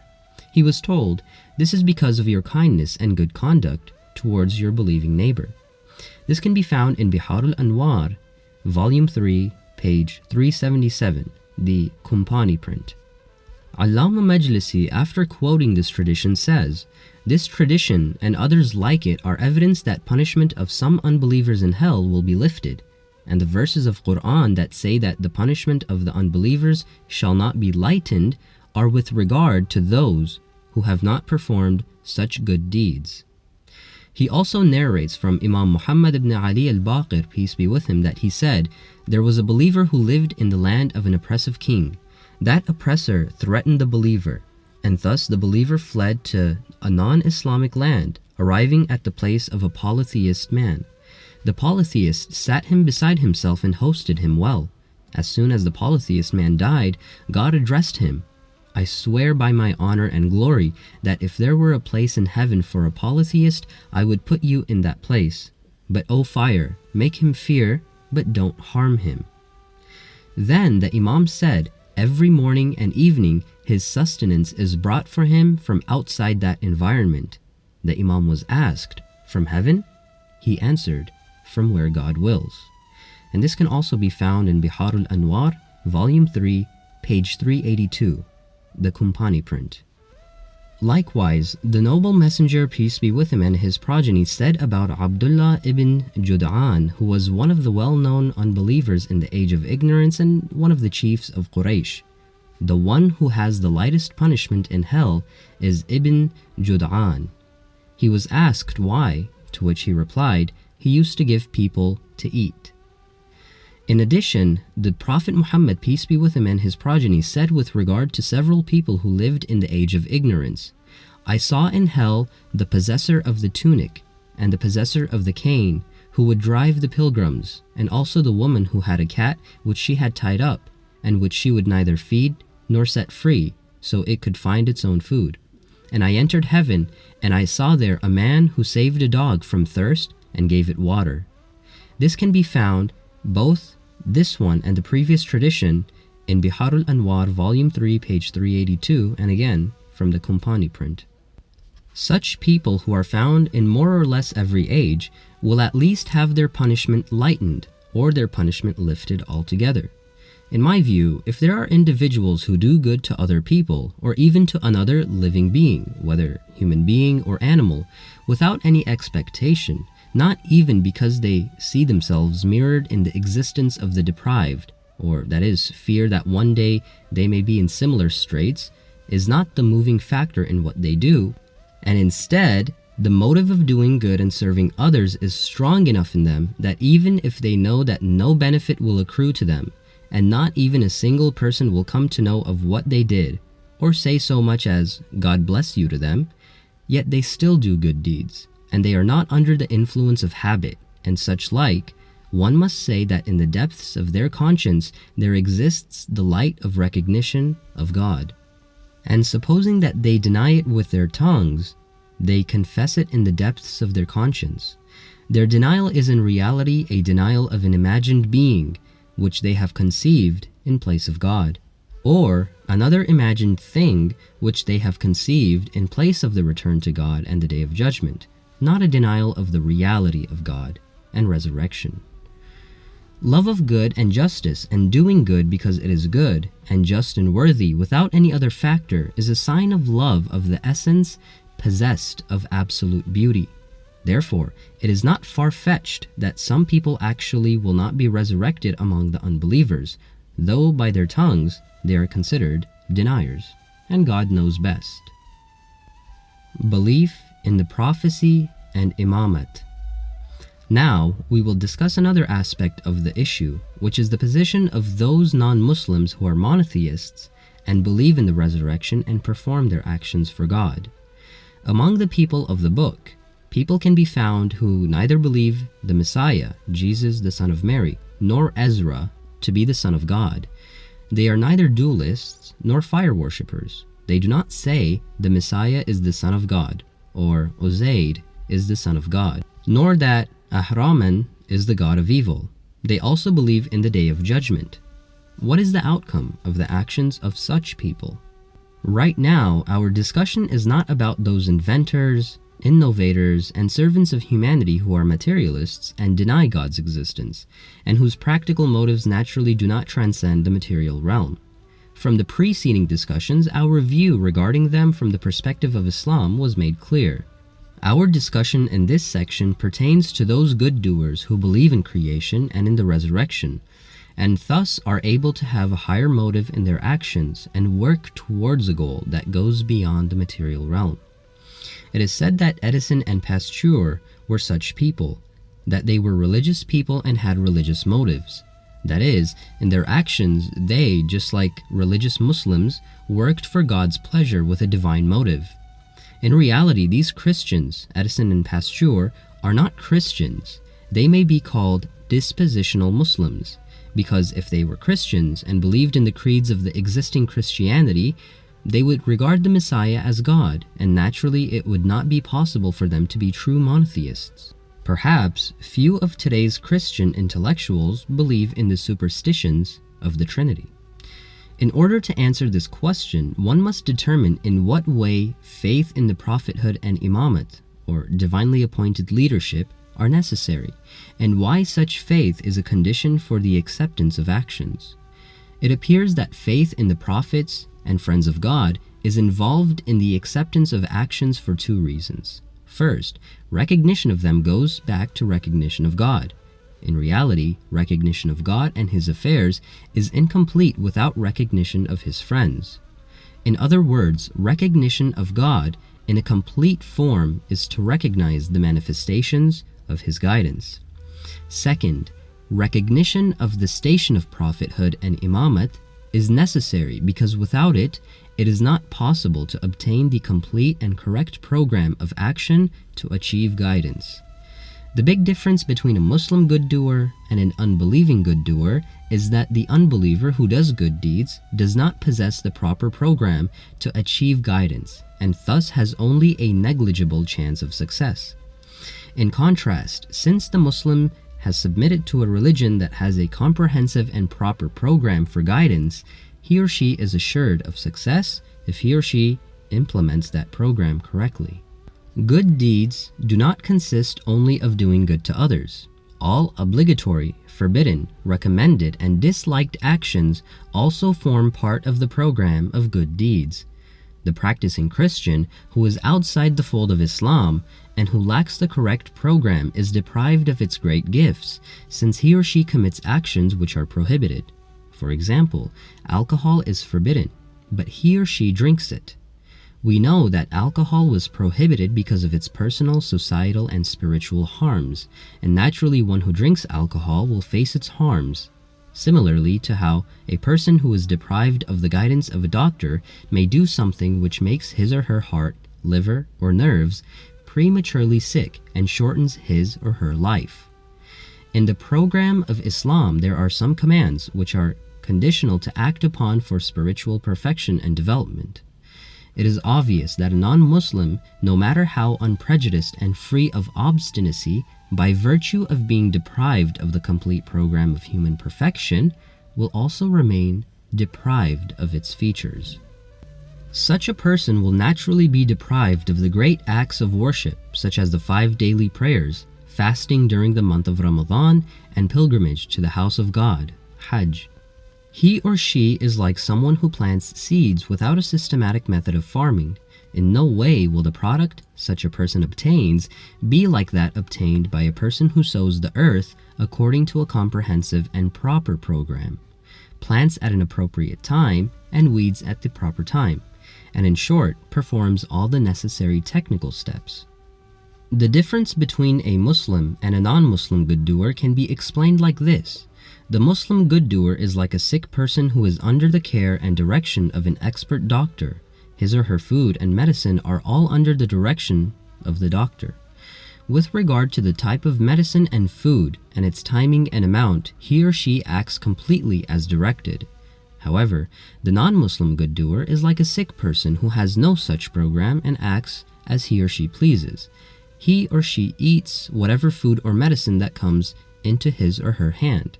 Such a sick person may occasionally consume a beneficial medicine and get a positive result, but it is just as likely that he or she will make use of a medicine that is harmful or even fatal. Similarly, it is possible that he or she may eat a beneficial food, but by subsequent negligence or by eating the wrong food may cancel the beneficial effect of the first food. With this explanation, it becomes clear that the difference between a Muslim and a non-Muslim who believes in God is that the Muslim is a theist who possesses a proper program, while the non-Muslim theist performs his or her actions without a correct program. In other words, the Muslim has been guided, and the non-Muslim, though he or she believes in God, is misguided. In this very regard, the Quran says in Surah 3, verse 20, "So if they submit, they will have achieved guidance." From all that we have said in the last 2 sections, it has become clear that all non-Muslims are not equal in terms of being rewarded for good deeds. There's a great difference between a non-Muslim who doesn't believe in God and the resurrection, and one who believes in God in the Day of Judgment, but is deprived of the gift of faith in the prophethood. For the first group, it is not possible to perform an action acceptable to God, whereas for the second one, it is possible. It is possible for this group to go to heaven under certain conditions, but for the first group, it is not possible. Apparently, the reason that Islam differentiates between polytheists and people of the book in its laws of interaction, in that it doesn't tolerate the polytheists but tolerates the people of the book, it forces the polytheist to abandon his or her belief but doesn't force the people of the book, is that the polytheist or atheist, by virtue of his or her polytheism or denial, forever closes the gate of salvation for him or herself, and is in a condition of having deprived him or herself of crossing the material world and ascending to the higher world and eternal paradise. However, the people of the book are in a condition in which they can perform good deeds, even if in a deficient manner, and with certain conditions, also can attain the results of those actions. The Quran says, addressing the people of the book, in Surah 3, verse 64, "Come to a common word between us and yourselves, that we worship none but God, and associate none with Him, and that we take not each other as lords in place of God." The Quran has given the people of the book such a call, but has absolutely not given and does not give such a call to polytheists and atheists. Affliction. The third issue that deserves attention in relation with the value of faith is the negative value of unbelief and obstinacy. That is, do unbelief and obstinacy cause a good deed to become null and void and lose its effect, making it go as bad as an affliction does? In other words, if a person performs a good deed with all the conditions of action-related and actor-related goodness, and yet, on the other hand, that person shows obstinacy with respect to truth, especially a truth that is one of the principles of religion, in this situation, does this deed, which in and of itself is good, otherworldly and luminous and free of defect from the divine and celestial dimension, become null and void because of this stubbornness and obstinacy or other devious spiritual condition? Here, the question of affliction comes about. It is possible for an action to have both action-related and actor-related goodness, and in other words, to have both the proper body and sound soul and spirit, to be good both from the worldly and from the otherworldly point of view, but at the same time to be destroyed and become null from the otherworldly point of view through affliction, just like a sound seed that is planted in fertile ground and even gives fruit, but which falls prey to an affliction before it can be used and is destroyed. For example, by locusts or lightning. The Quran calls this affliction habt, or invalidation. Such affliction is not exclusive to unbelievers. It can take place with respect to the good deeds of Muslims as well. It is very possible that a believing Muslim may give alms to a deserving needy person for God's sake and for that deed to be accepted by God, but then for him or her to later destroy that good deed and make it void by laying an obligation on the person or some other form of mental torment. The Quran says, "O you who have faith, do not render your charities void by reproaches and affronts." And this can be found in Surah 2, verse 264. Another of the afflictions of good deeds is jealousy. As has been said, verily envy eats away good deeds just as fire destroys wood. And this can be found in Biharul Anwar, volume 15, part 3, page 132 to 133. And this is the Akhundi print. Another affliction is juhud, or denial, or a condition of fighting with the truth. Denial means that a person perceives the truth, but at the same time opposes it. In other words, denial is when one's mind has submitted through reason and logic, and truth has become clear to one's intellect and power of thinking, but the spirit and its selfish and arrogant feelings rebel and refuse to submit. The essence of unbelief is opposition and resistance to truth while recognizing what it is. Previously, when we discussed the levels of submission, we gave some explanation regarding this condition. Here, we provide some further explanations relevant to the discussion of afflictions. Imam Ali, peace be with him, says, defining Islam, Islam is submission. You can find this in Nahjul Balagha, saying 125. That is, when a personal interest, prejudice, or habit conflicts with truth and reality, for a person to submit to truth and turn away from all that isn't truth is Islam. Denial means a condition of willful unbelief, the condition that Abu Jahl possessed. He knew that the noble messenger was truthful in his claim of being a prophet, but because he had a condition of willful unbelief, he didn't believe in him. Sometimes people can be heard to say things like, "We're willing to go to hell, but not to do such and such a thing." That is, even if that action is the truth, we are still not willing to accept it. Other expressions, such as to be a mule, to be intractable, and such like, all describe this quality of denial.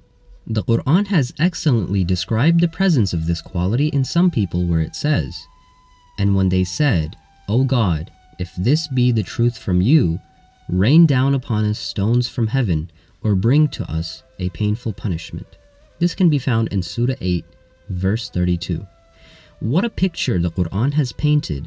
By narrating one sentence, it indicates the sick mentality of some people. The obstinate person whose words have been quoted in this verse, instead of saying, "O God, if this be the truth from you, then make my heart ready to accept it," says, "If this be the truth, send upon me a punishment and annihilate me, because I haven't the strength to remain alive and face the truth." This condition is a very dangerous one, even if it be in small matters, and it may well be that many of us are suffering from it. God forbid. Suppose that an eminent doctor or a mujtahid or some other specialist who has a worldwide reputation makes a determination and expresses an opinion in an issue related to his or her specialization. Then, some unknown, a doctor or a young student, expresses a conflicting opinion in the same issue and even presents definitive proofs which that eminent personality, him or herself, affirms in his or her heart the truth of what that person is saying. But other people remain unaware as they were before, and in view of the reputation of that eminent person, accept his or her view. In this situation, if that famous expert submits to the opinion of that young doctor or student, that is, if he or she submits to reality and admits his or her own mistake, he or she is truly a quote-unquote Muslim, because Islam is submission. And in a way, it can be said that this is an example of the verse in Surah 2 verse 112, where it says, "Rather, one who submits himself to God." Such a person is free of the impure trait of denial. But if he or she engages in denial and opposes the truth to save his or her standing and fame, he or she is willfully seeking unbelief and is in a state of juhd. If that doctor, for example, is not entirely unfair, he or she may not take back his or her words, but may change in practice. And if he or she is very unfair, he or she will not change in practice either, and will give the same prescription and perhaps kill the patient, then say that the patient was beyond treatment. And the same goes for any other eminent intellectual. The opposite of this condition also occurs frequently. There's a tradition in Al-Kafi that sheds light on this reality. Muhammad bin Muslim narrated that he heard Imam Muhammad al-Baqir, peace be with him, say, "Everything that results from confession and submission is faith, and everything that results from denial and rejection is unbelief." This can be found in Al-Kafi, Volume 2, page 387. They say that the late Ayatollah Sayyid Hussein Kuh Kamari, who was one of the students of the author of Jawahirul Kalam and a prominent and well-known mujtahid and recognized teacher, would go daily at an appointed time, as was his pattern, to one of the masajid of Najaf and teach. As we know, the post of teaching the level of Kharij of jurisprudence and its principles is the grounds for leadership and religious authority. Leadership and religious authority for a seminary student means to go suddenly from zero to infinity, since a student is nothing as long as he is not a religious authority, and his opinion and belief are not given the least importance, and usually he lives a meager life. But as soon as he becomes a religious authority, all of a sudden his view is obeyed, and no one has anything to say in the face of his opinion. Financially, as well as intellectually, he has full discretion without being held accountable to anyone. Thus, a scholar who has a chance of becoming a religious authority passes through a sensitive stage.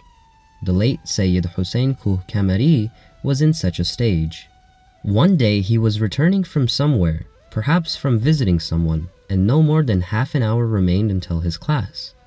He thought to himself that if he were to return home in that short time, he wouldn't have to accomplish anything, so it was better to go to the appointed place and wait for his students. He went and saw that none of his students had come yet, but he saw that in a corner of a masjid, a humble-looking sheikh was seated and lecturing to a group of students. The late Sayyid listened to his words, and with great surprise he realized that the sheikh's discourse was very scholarly. The next day, he was motivated to deliberately come early and listen to the words of that sheikh. So he came and he listened, and his conviction from the previous day became stronger. This was repeated for several days, and the late Sayyid Hussein became sure that the sheikh was more learned than he himself, and that he could benefit from his lectures. and if his own students were to attend to the Shaykh's lectures, they would actually benefit more. Here it was that he saw himself as being offered a choice between submission and obstinacy, between faith and unbelief, and between the hereafter and this world. The next day when his students came and gathered, he said, "Friends, today I want to tell you something new. The Shaykh who is sitting in that corner with a few students is more deserving to teach than I am. And I myself benefit from his lectures, so let us all go together to his lecture." From that day he joined the circle of students of that humble Shaykh, whose eyes were slightly swollen and in whom the signs of poverty were clearly visible. This austere Shaykh was the same scholar who later became famous as Shaykh Murtadha al-Ansari, earning the title Teacher of the Latter-day Scholars. Shaykh Ansari at that time had just returned from a trip of several years to Mashhad, Isfahan, Kashan, and had acquired much knowledge from that trip, especially from the presence of the late Haj Mullah Ahmad Naraqi in Kashan. Whoever this condition is found in is an example of the verse, one who submits himself to God. Thus, unbelief and denial mean to willfully stand in the face of the truth and show obstinacy. Later, we will mention that in the view of the Quran, the unbeliever has been called an unbeliever because he or she is in a state of denial and obstinacy, while at the same time perceiving the truth. And it is in this state that causes nullification and is considered an affliction of good deeds.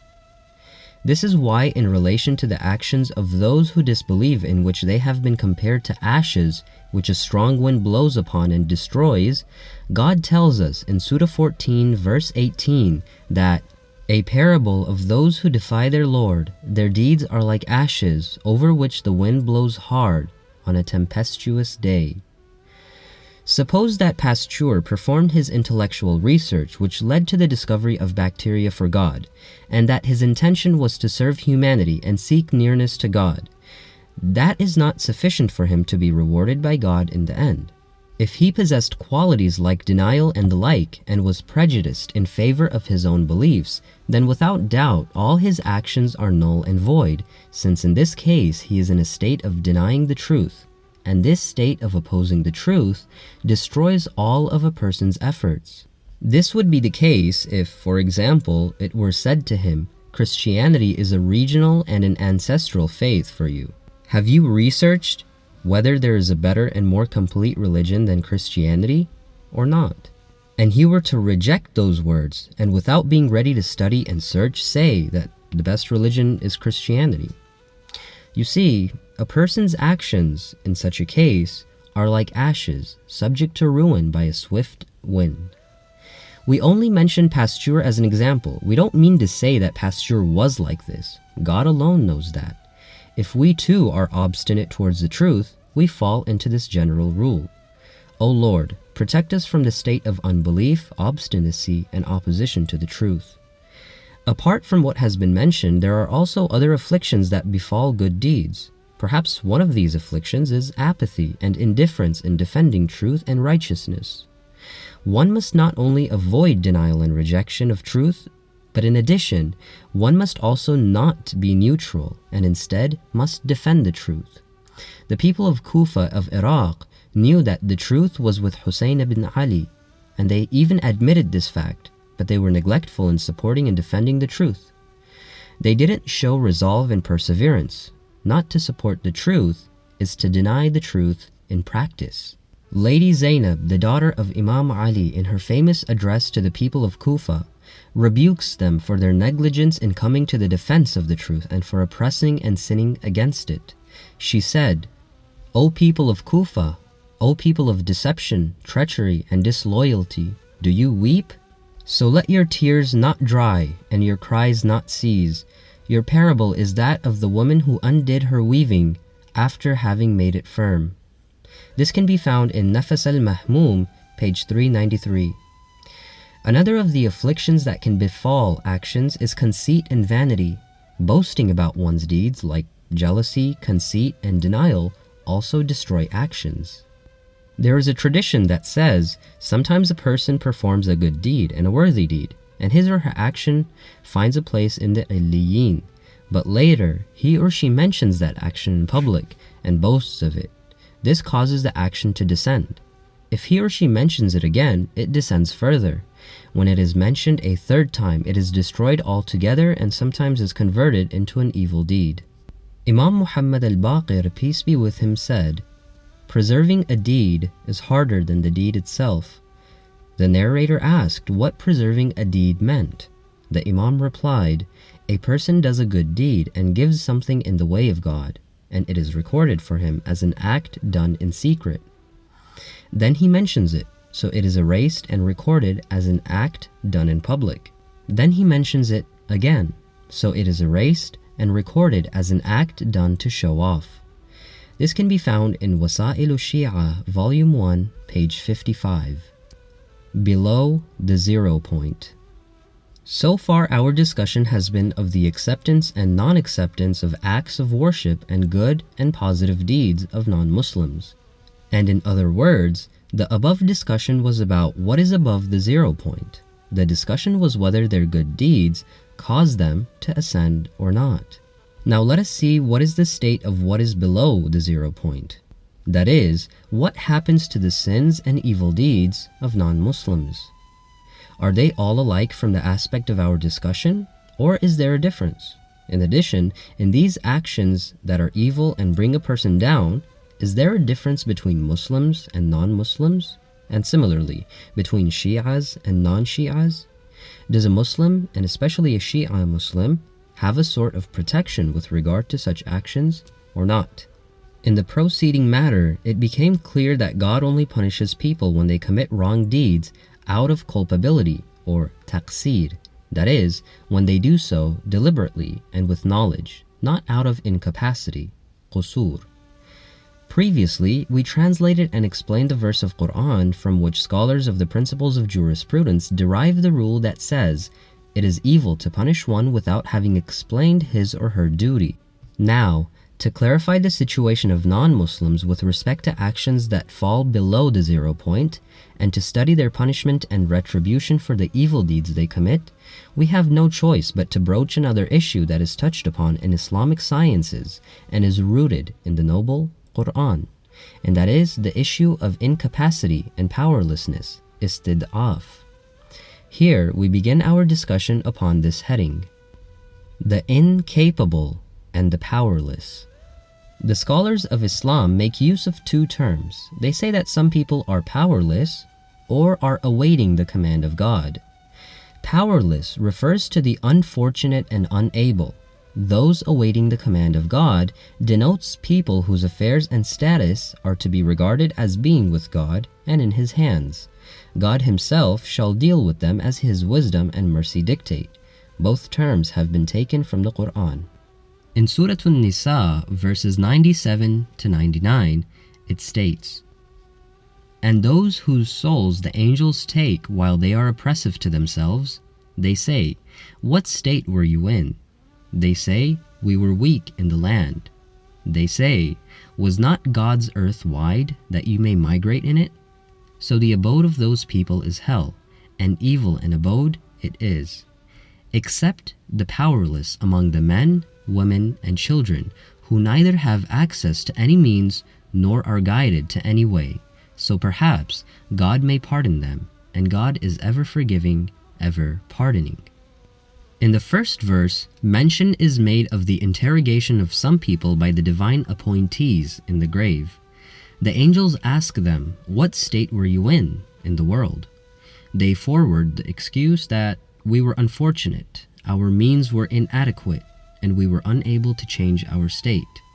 The angels will say, "You were not powerless, since God's earth was spacious, and you could have migrated from your homeland and gone to an area where you had greater opportunity. Thus you are culpable and deserving of punishment." In the second verse, the state of some people is mentioned who are truly powerless, whether they be men, women, or children. These are people who had no means and no way out. In the third verse, the Quran gives tidings and hope that God may show forgiveness towards the second group.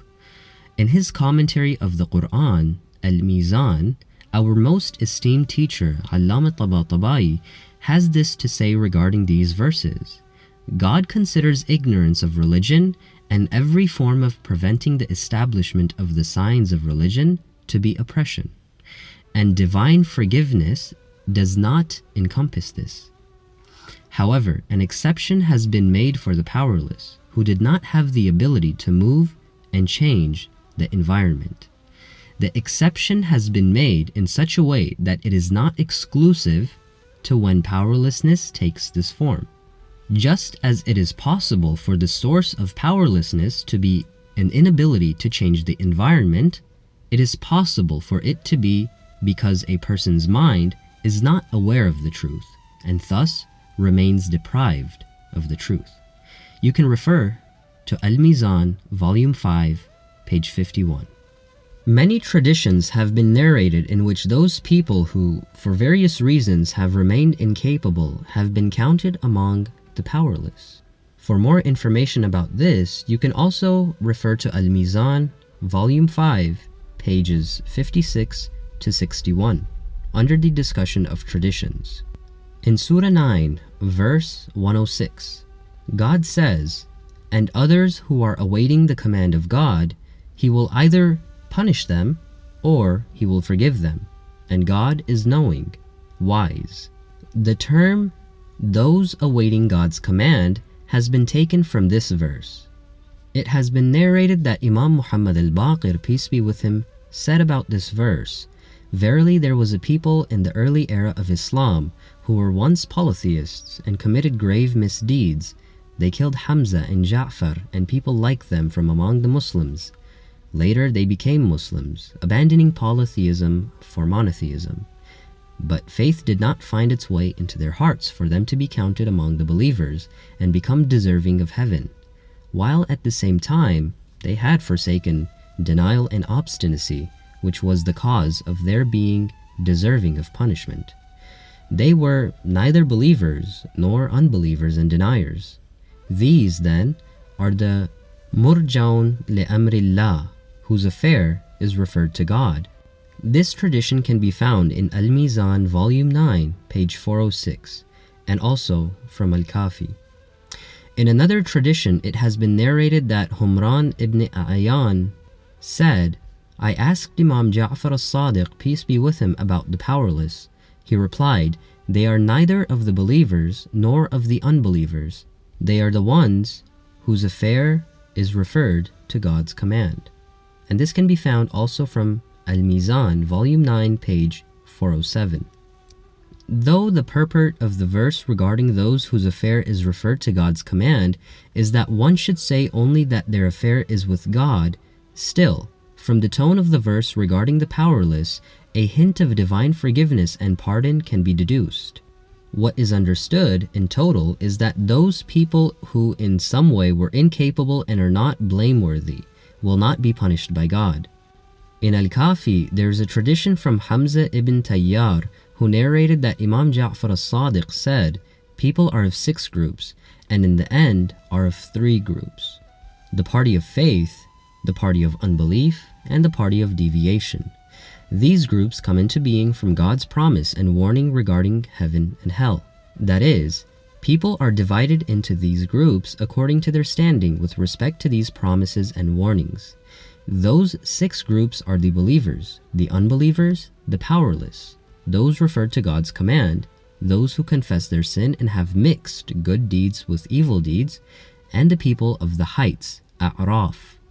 This can also be found in Al-Kafi Volume 2, the Akhundi print, on page 381. Also in Al-Kafi, it is narrated from Zurara that he said, "I visited Imam Muhammad al-Baqir, peace be with him, with my brother Humran, or with my other brother, Bukahir. I said to the Imam, 'We measure people with a measuring tape. Whoever is a Shia like ourselves, whether among the descendants of Ali or otherwise, we forge a bond of friendship with him, as a Muslim and one who will achieve salvation.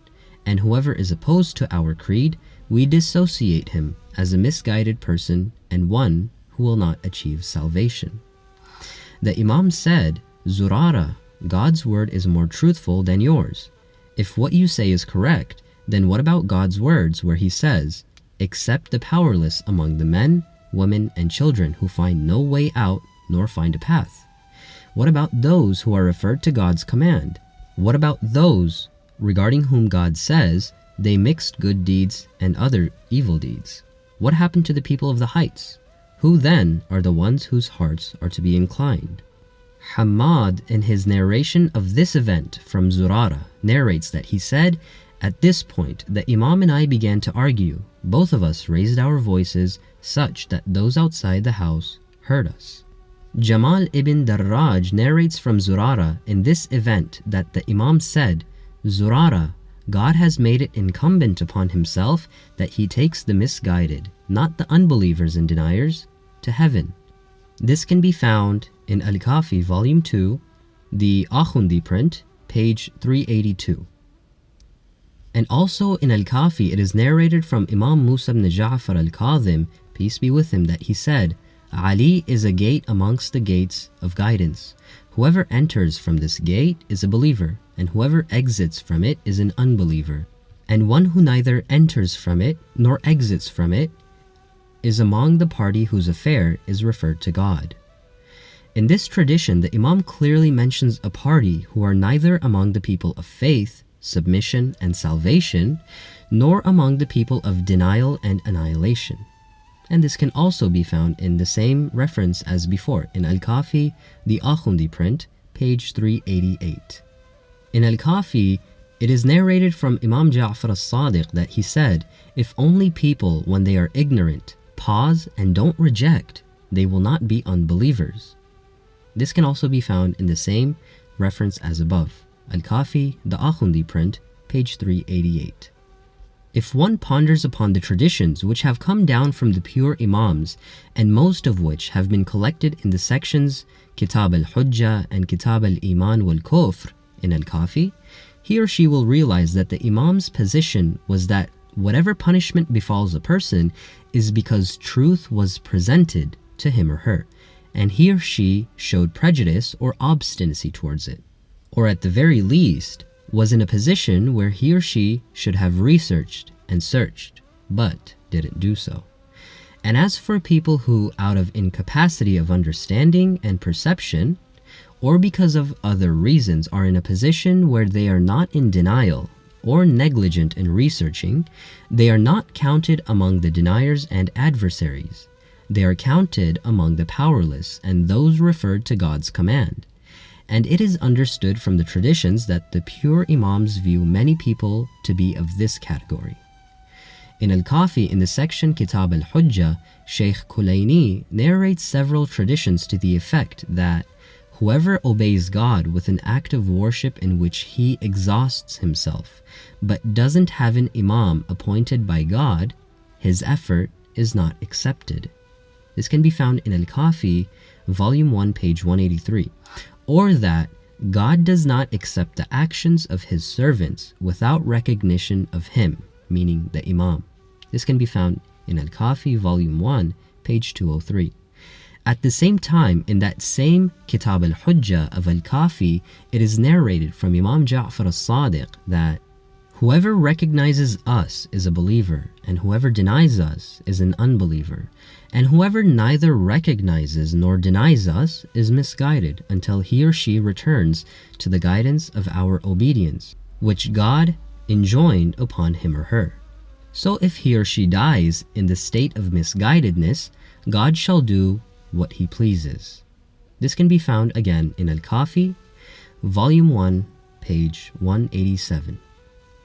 Muhammad bin Muslim says, "I was with Imam as-Sadiq, peace be with him. I was seated to his left, and Zurara was seated to his right. Abu Basid entered and asked, 'What do you say about a person who has doubts about God?' The Imam replied, 'He is an unbeliever.' 'What do you say about a person who has doubts about the Messenger of God?' 'He is an unbeliever.' At this point, the Imam turned towards Zurara and said, 'Verily, such a person is an unbeliever if he or she denies and shows obstinacy.' Again, this can be found in Al-Kafi, Volume 1, page 399. Also in Al-Kafi, Kulayni narrates that Hashim ibn Barid, or Sahib al-Barid, said, Muhammad bin Muslim, Abdul Khattab, and I were together in one place. Abdul Khattab asked, what is your belief regarding one who doesn't know about the affair of the imamate? I said, in my view, he or she is an unbeliever. Abdul Khattab said, as long as the evidence is not complete for him or her, he or she is not an unbeliever. If the evidence is complete and still he or she doesn't recognize it, then he or she is an unbeliever. Muhammad bin Muslim said, glory be to God. If he or she doesn't recognize the imam and doesn't show obstinacy or denial, how can he or she be considered an unbeliever? No, one who doesn't know, if he doesn't show denial, is not an unbeliever. Thus, the three of us had three opposing beliefs. When the Hajj season came, I went for Hajj and went to Imam as-Sadiq. I told him of the discussion between the three of us and asked the Imam about his view. The Imam replied, I will reply to this question when the other two are also present. I and the three of you shall meet tonight in Mina near the middle of Jamara. That night the three of us went there. The Imam, leaning on a cushion, began questioning us. What do you say about the servants, womenfolk, and members of your own families? Do they not bear witness to the unity of God? I replied, yes. Do they not bear witness to the prophecy of the messenger? Yes. Do they recognize the imamat and wilaya, or the divinely appointed authority, like yourselves? I replied, no. So what is their position in your view? The Imam asked. My view is that whoever does not recognize the Imam is an unbeliever. Glory be to God, replied the Imam. Haven't you seen the people of the streets and markets? Haven't you seen the water bearers? I replied, yes, I have seen, and I see them. The Imam said, do they not pray? Do they not fast? Do they not perform Hajj? Do they not bear witness to the unity of God and the prophethood of the messenger? I replied, yes. Well, do they recognize the Imam as you do? No. So what is their condition? My view is that whoever doesn't recognize the Imam is an unbeliever. The Imam again replied, glory be to God. Do you not see the state of the Kaaba and the circumambulation of these people? Don't you see how the people of Yemen cling to the curtains of the Kaaba? Yes.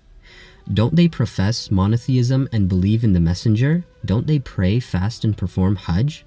Yes. Well, do they recognize the Imam as you do? No. What is your belief about them? In my view, whoever doesn't recognize the Imam is an unbeliever. Again, the Imam replied, glory be to God.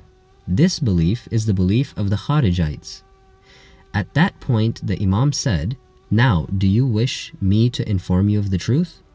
Hashim, who in the words of the late Faith al-Kashani knew that the Imam's view was in opposition to his own belief, and said, no. The Imam said, it is very bad for you to say something of your own accord that you have not heard from us. Hashim later said to the others, I presume that the Imam affirmed the view of Muhammad bin Muslim and wished to bring us to his view. This can be found in Al-Kafi, Volume 2, the chapter on deviation, page 401. In Al-Kafi, after this tradition, Sheikh Kulaini narrates the well-known tradition of the discussion of Zurara with Imam Muhammad al-Baqir in this regard, which is a detailed discussion.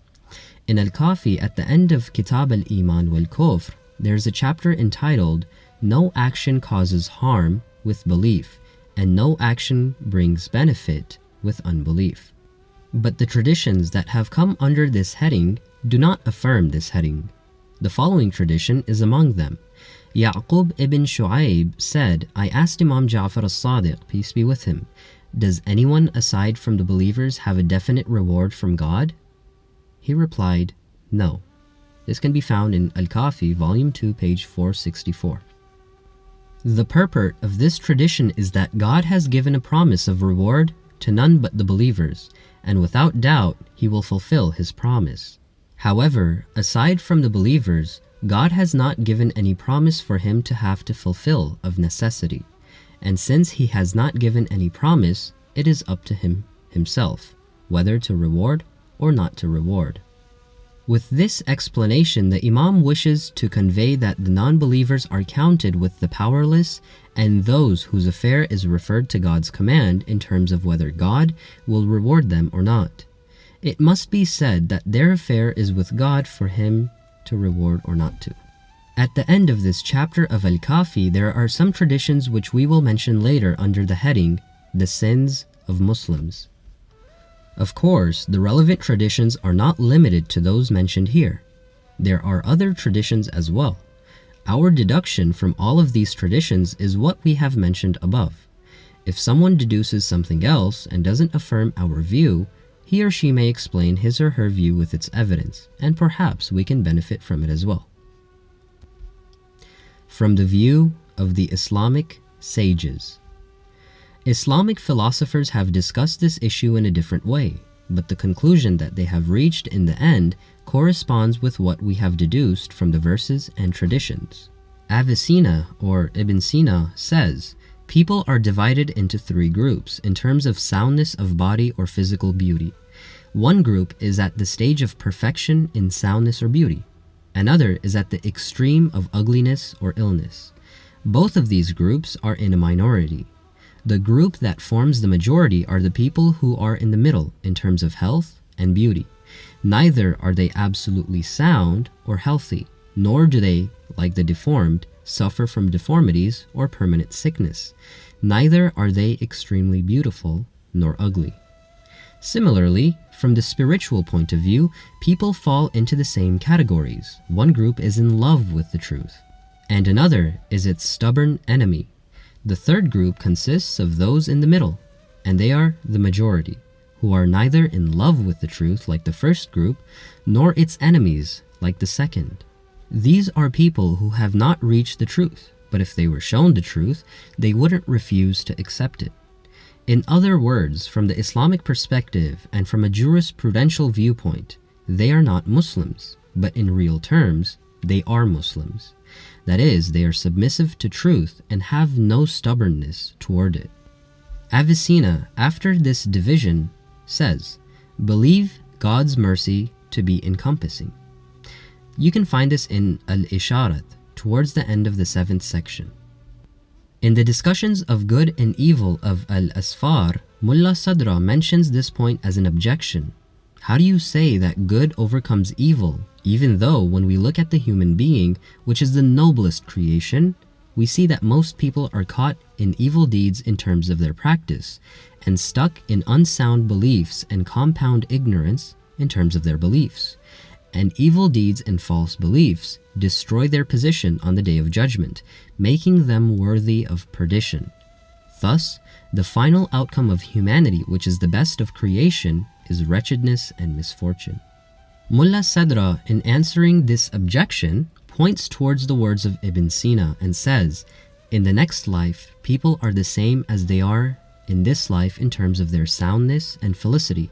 Just as the extremely sound and exceedingly beautiful, and likewise the very ill and exceptionally ugly, are a minority in this world, while the majority is in the middle and is relatively sound, so too in the next world, the perfect, who in the words of the Quran are al-sabiqun, or the foremost ones, and similarly the wretched, who in the words of the Quran are ashab al-shimal, or the people of the left, are few, and the majority consists of average people whom the Quran calls ashab al-yamin, or the people of the right. After this, Mullah Sadra says, thus the people of mercy and soundness are predominant in both worlds. One of the latter sages, perhaps the late Agha Muhammad Ridha Qumsha'i, has some unique verses of poetry about the vastness of the Lord's mercy. In these verses, he reflects the belief of the sages, and rather the broadness of the Arifs, mystics, stand. He says, consider all to be God's, accepted and non-accepted. From mercy it commenced, and to mercy it will return. From mercy the created ones came, and to mercy they go. This is the secret of love, which baffles the intellect. All of creation was born with the innateness of divine unity.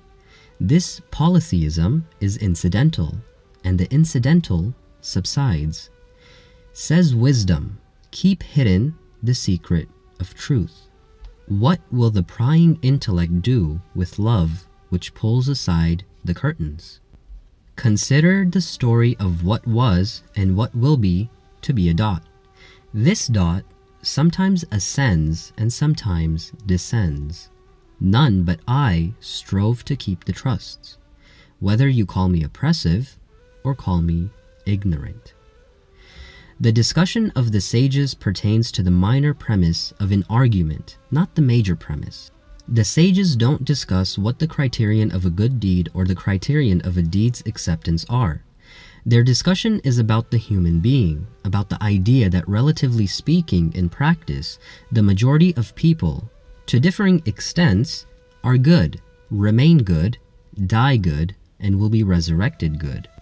What the sages wish to say is that although those who are blessed to accept the religion of Islam are in a minority, the individuals who possess fitrah or the innate Islam and will be resurrected with innate Islam are in a majority. In the belief of the supporters of this view, what has come in the Quran about the prophets interceding for those whose religion they approve of is in reference to the innate religion and not the acquired religion, which through incapacity they haven't reached, but towards which they show no obstinacy. The sins of Muslims. As for the sins of Muslims, this issue has the exact opposite form of the first issue, the good deeds of non-Muslims, and is the completion of the previous discussion. The issue is whether the sins committed by Muslims are similar to the sins of non-Muslims with regard to punishment or not. Broaching the previous issue was necessary from the aspect of its being a matter of intellectual belief. But broaching this issue is a practical necessity because one of the factors in the fall and ruin of Muslim societies in the present age is the undue pride which in the latter days has come into being in many Muslims and also in many Shias. If these individuals are asked whether the good deeds of non-Shias are acceptable to God, many of them answer no. And if they are asked what ruling the evil deeds and sins of Shias have, they answer they are all forgiven. From these two sentences it is deduced that actions have no value. They have neither positive nor negative value. The necessary and sufficient condition for felicity and salvation is for a person to name him or herself Shia, and that's it. Normally this group argues as follows.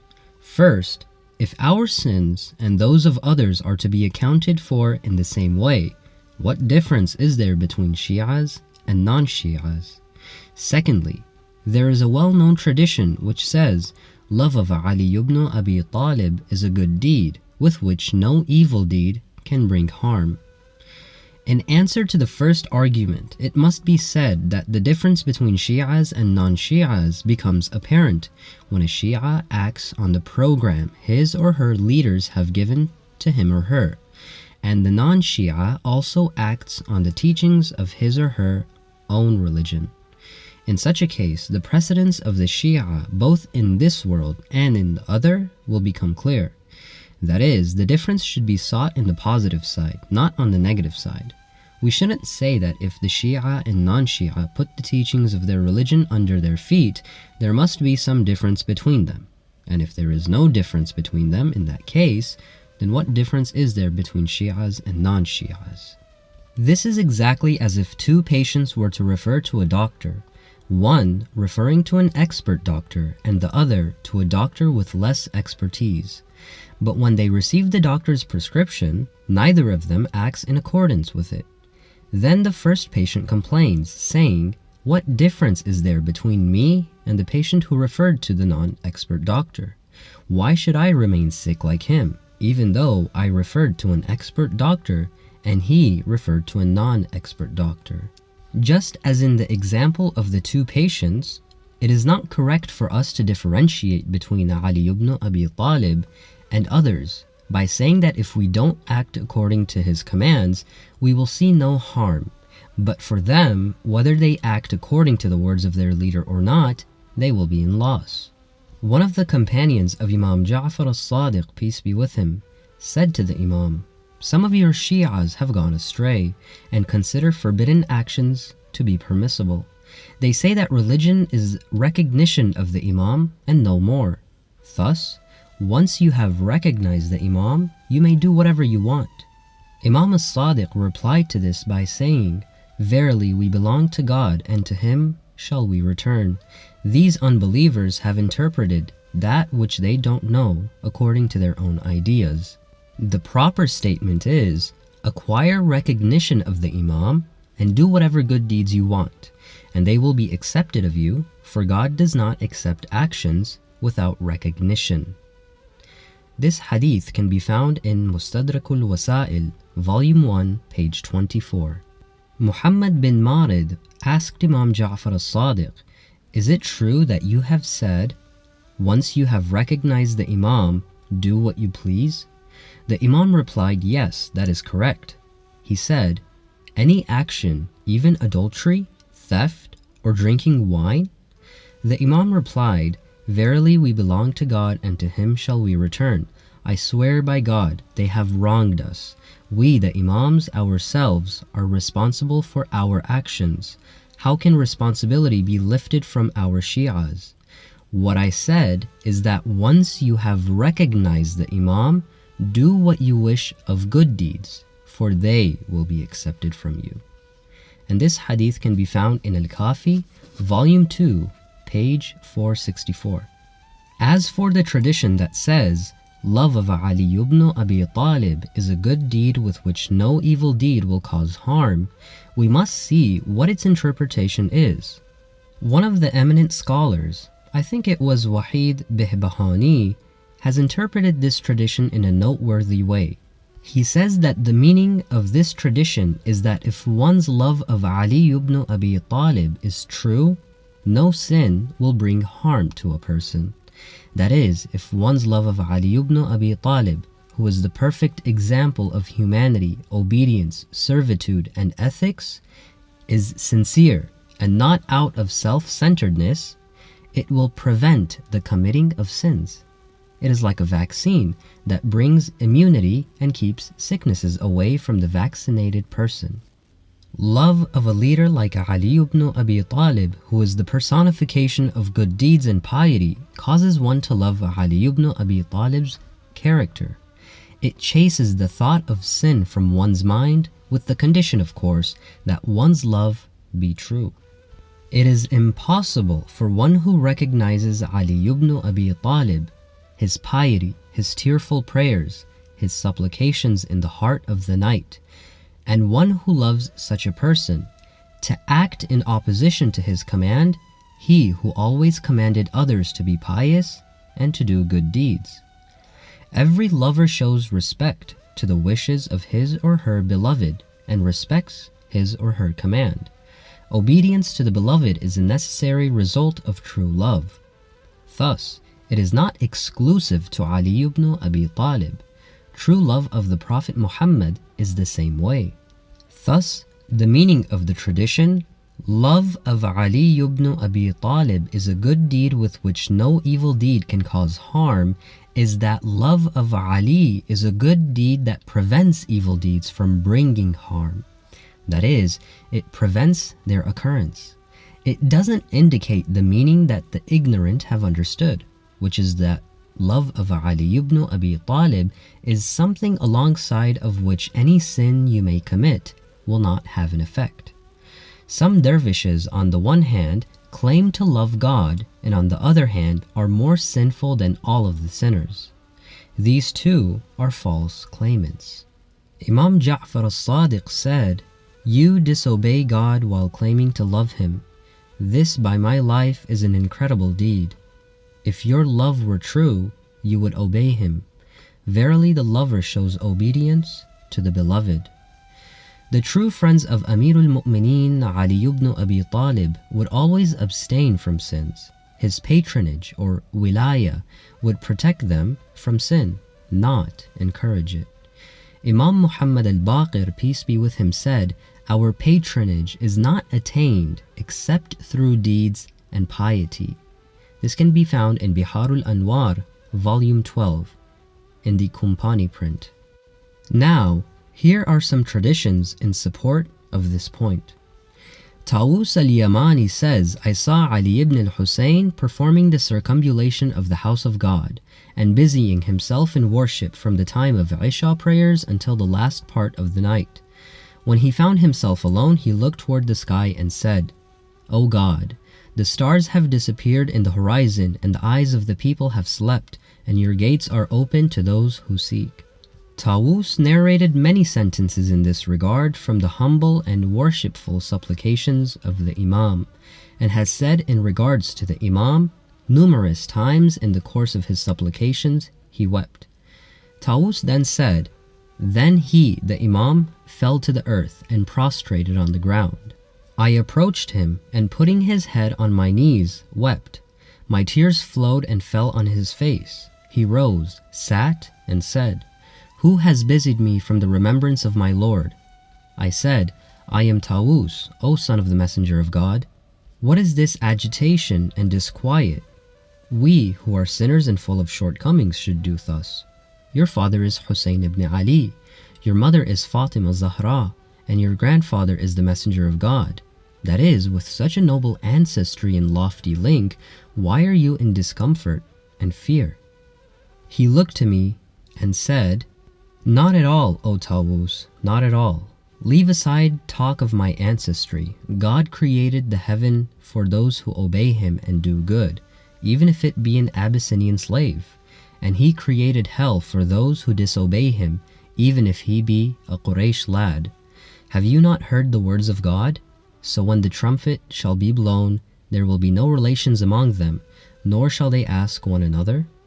By God, nothing shall benefit you tomorrow except what good deeds you send forth. This narration can also be found in Biharul Anwar, Volume 11, Chapter on the Noble Morals of the Fourth Imam, page 25. The Messenger of God, peace be with him, and his progeny, after the conquest of Mecca, ascended the hill of Safa and called out, O sons of Hashim, O sons of Abdul Muttalib. Thereat, the descendants of Hashim and Abdul Muttalib assembled. When they came together, the Messenger, peace be with him, and his progeny addressed them. Verily, I am God's messenger to you. Verily, I am your well-wisher. Don't say that Muhammad is from among us, for I swear by God, my friends from among you and from among others are only the pious ones. So do not let me see you come to me on the day of judgment, carrying the world on your shoulders, while the people come carrying the hereafter. I have left no excuses between myself and you, and between God the Exalted and you. Verily for me are my deeds, and for you are your deeds. This can be found in Biharul Anwar, the Akhundi print, Volume 21, page 111, from Attributes of the Shia by Shaykh al-Saduq. Books of history have written that the noble messenger, in the last days of his life, went out alone at night to the cemetery of Al-Baqi and sought forgiveness for those buried in it. After that, he said to his companions, Each year Jibra'il would show the Quran to me once, and this year he recited it for me twice. I think it is a sign that my death has approached. The next day, he went to the pulpit and declared, The time of my death has approached. Whoever I have made a promise to, let him come forward so that I may fulfill it. And whoever is owed something by me, let him come forward so that I may give it. Then he continued his words thus, O people, verily there is no kinship between God and any person, nor is there anything on account of which he will do good to a person or cast away evil from him, except deeds. Let no one claim or wish otherwise. I swear by him who sent me with the truth, nothing will give salvation except good deeds, along with mercy. And if even I were to disobey, I would perish. O God, I have conveyed. This can be found in the commentary of Nahjul Balagha by Ibn al-Hadid, Volume 2, page 863. Imam Ali ibn Musa al-Ridha, peace be with him, had a brother known as Zayd al-Nar. The character of this brother of the Imam was not very pleasing to the Imam. One day, during the time that the Imam was in Marw, Zayd was present in a gathering in which there was a large group of people who were speaking to each other. While the Imam was speaking, he noticed that Zayd was talking to a group of people and speaking of the station of the Messenger's family, and in a proud manner would constantly say, "We this and we that." The Imam cut short his own words and said, addressing Zayd, "What are these things that you are saying? If what you say is correct and the descendants of the Messenger of God have an exceptional status, that is, if God is not to punish their evildoers and will reward them without their doing good deeds, then you are more honorable near God than your father Musa ibn Ja'far, because he would worship God until he attained the stations of divine proximity, whereas you think that without worship you can attain the station of Musa ibn Ja'far." The Imam then turned to Hasan ibn Musa al-Washa, one of the scholars of Kufa who was present in that gathering, saying, "How do the scholars of Kufa recite this verse? O Noah, verily he is not of your family, he is a doer of unworthy deeds." He replied, "They recite it as thus, that is, he is not your son and is not from your seed, he is the son of an unrighteous man." The Imam said, "Such is not the case. They recite the verse incorrectly and interpret it incorrectly.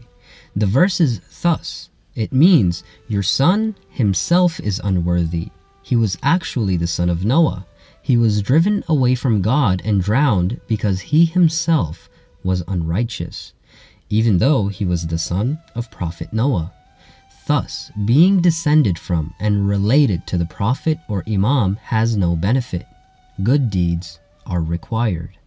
This narration can be found in Biharul Anwar in the old print, volume 10, page 65. Creational conditions and conventional conditions. Usually, people compare the divine rules in creation, reward and punishment, and salvation and perdition to the human societal rules, even though these affairs are in accordance with creational and actual conditions, and are a portion of them, whereas social conditions and rules follow conventional, man-made rules. Social rules can follow conventional conditions, but the rules of creation, and among them divine reward and punishment, cannot follow these conditions, and instead follow creational conditions. To clarify the difference between a creational system and a conventional system, we present an example. We know that in social systems, every country has its own particular rules and laws. Social rules in some issues differentiate between two people who are equal in physical and creational conditions, but different with respect to conventional conditions. For example, when they wish to hire someone in Iran, if an Iranian and an Afghan apply for the job and both are equal in terms of creational conditions, it is possible that the Iranian will be hired rather than the Afghan, simply because he is not an Iranian.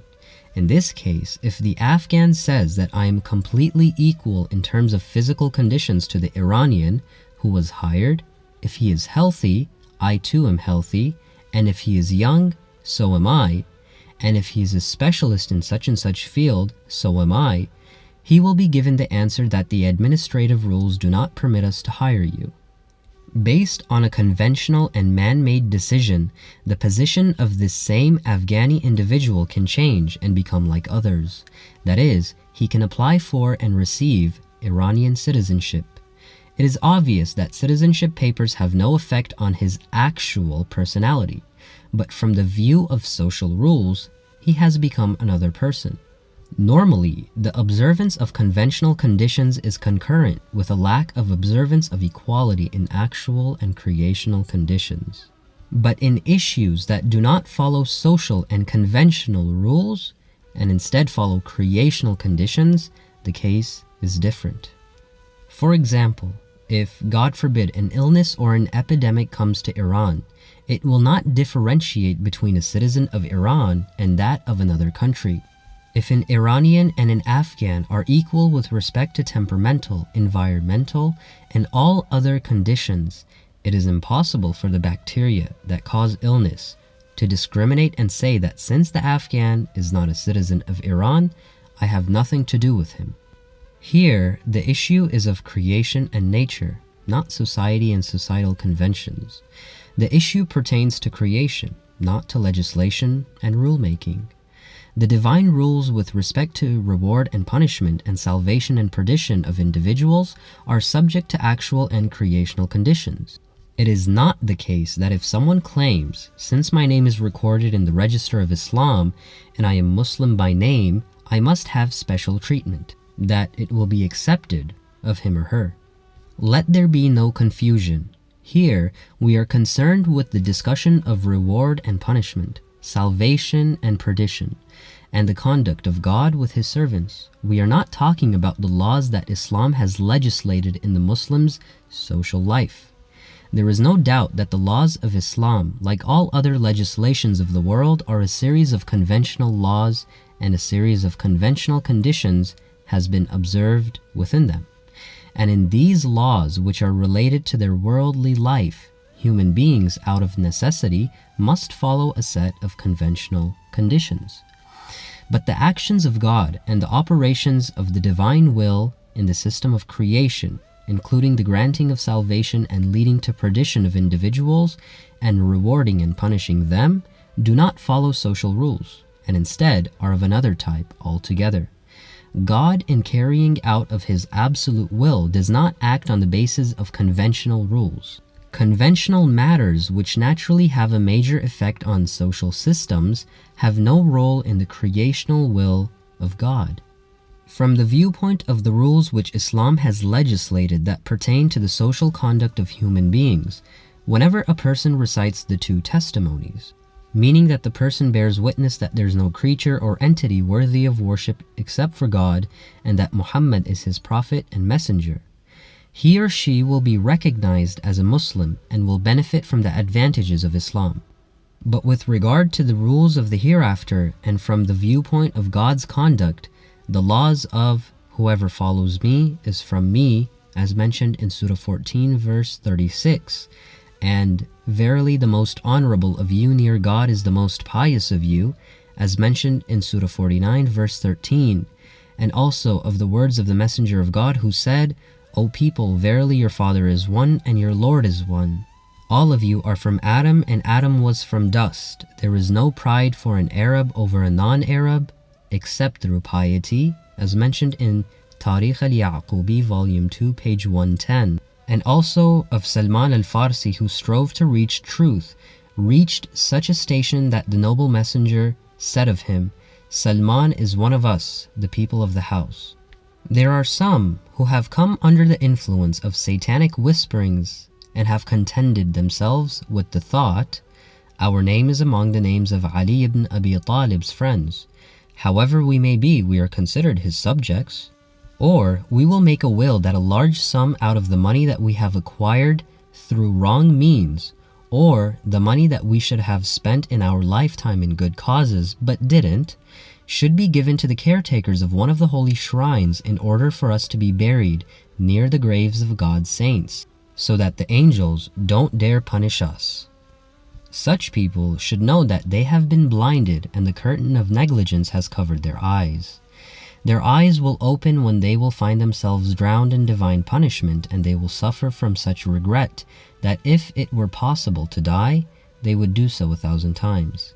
So let them awake from the slumber of carelessness today, repent and make up for what has passed, and warn them of the day of regret when the affair will be decided while they are negligent and don't believe.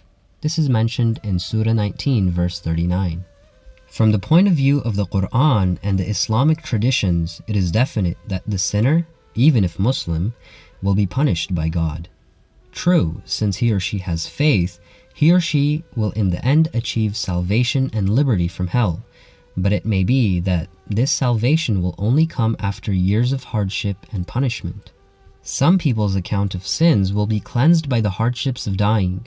Another group will pay the penalty for their sins in the grave and barzakh, which is the intermediary realm between this world and the next. Another group will get their retribution in the horrors of resurrection and difficulties of accounting for their deeds. And yet others will go to hell and linger there for years in punishment. It has been narrated from the sixth Imam, Imam Ja'far as-Sadiq, that the verse, lingering therein for ages, as mentioned in Surah 78, verse 23, pertains to those who will attain salvation from hell. And this tradition can be found in Biharul Anwar from the Kumpani print, volume 3, pages 376 to 377. Here, we mention some examples of traditions which talk of the punishments of the time of death and after death, so that they may help us take notice, awaken, and prepare ourselves for the daunting and dangerous stations which we have ahead of us. Shaykh Kulaini narrates from Imam as-Sadiq, peace be with him, that Imam Ali ibn Abi Talib was once suffering from pain in the eye. The Prophet Muhammad went to visit him at a time when he was crying out of pain. He said, "Is this cry from impatience or because of the severity of pain?" The Imam replied, "O Messenger of God, I have not suffered any pain like this until today." The Prophet began to narrate the terrifying account of what happens to unbelievers when they die. Upon hearing this, Imam Ali sat up and said, "O Messenger of God, please repeat this account for me, for it made me forget my pain." Then the Imam said again, "O Messenger of God, will anyone from your community face such a death?" He replied, "Yes, a ruler who oppresses, one who usurps the property of an orphan, and one who bears false witness." This can be found in Shaykh Abbas al-Qummi's Manazil al-Akhirah, the Islamiyya print, page 5 to 6. Shaykh al-Saduq narrates in his book Man la yahdharahu al-faqih that when Dhar, the son of Abu Dhar al-Ghifari, had died, Abu Dhar stood by his grave, put his hand on the grave and said, "God have mercy on you. I swear by God that you were good to me, and now that you have left me, I am pleased with you. I swear by God that I am not worried because of your leaving. Nothing has been diminished from me, and I am in need of none but God. And were it not for the fear of the time of notification, I would wish that I had gone in your place. But now I wish to compensate for what has passed and prepare for the next world. And verily my grief for your sake has prevented my grief over you. That is, I am absorbed in thinking about doing something that could benefit you, and so I have no time to grieve at being separated from you. I swear by God that I have not wept on account of your separation, but I have cried thinking about how you are and what you have gone through. I wish I knew what you said and what was said to you. O God, I have forgiven the rights that you had made obligatory on my son for me. So you too forgive him your rights over him, for magnanimity and generosity are more befitting of you." This account can be found again from Manazil al-Akhirah, pages 24 to 25. Imam Ja'far as-Sadiq narrates from his noble ancestors that the Prophet Muhammad said, "The squeezing in the grave for a believer is an atonement for the shortcomings he or she has committed." This can be found in Biharul Anwar, the Kumpani print, volume 3, page 153. Ali ibn Ibrahim narrates from Imam Ja'far as-Sadiq regarding the verse from Surah 23, verse 100, "And beyond them is a barrier until the day they shall be resurrected." The Imam says, "I swear by God I fear nothing for you except barzakh. As for when the affair is committed to us, we are more worthy of you." This can be found in Biharul Anwar, again in the Kumpani print, volume 3, page 151. That is, our intercession is related to after barzakh. There is no intercession in barzakh.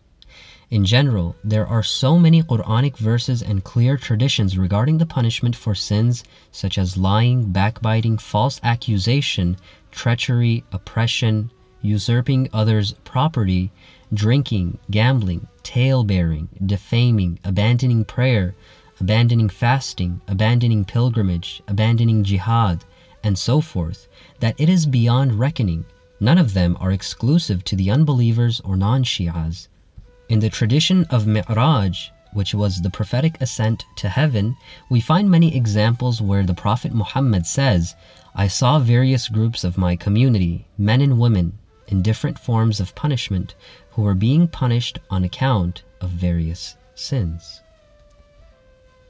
Summary and conclusion. From all that has been said in this section about the good and bad deeds of Muslims and non-Muslims, the following conclusions can be reached. Number 1. Both salvation and perdition have degrees and levels.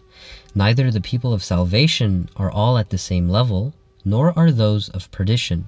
These levels and differences are called darajat, levels of ascent with regard to the people of heaven, and darakat, levels of descent with regard to the inhabitants of hell. Number 2. It is not the case that all of the dwellers of heaven will go to heaven from the beginning, just as all of the people of hell will not be in hell for eternity. Many dwellers of heaven will only go to heaven after suffering very difficult periods of punishment in barzakh or the hereafter.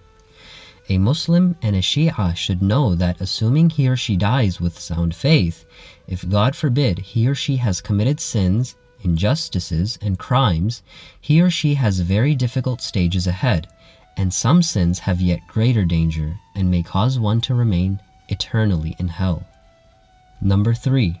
Individuals who don't believe in God and the hereafter naturally don't perform any actions with the intention of ascending towards God. And since they don't perform good deeds with this intent, by necessity they do not embark on a journey towards God and the hereafter. Thus, they naturally don't ascend towards God and the higher realms and don't reach heaven.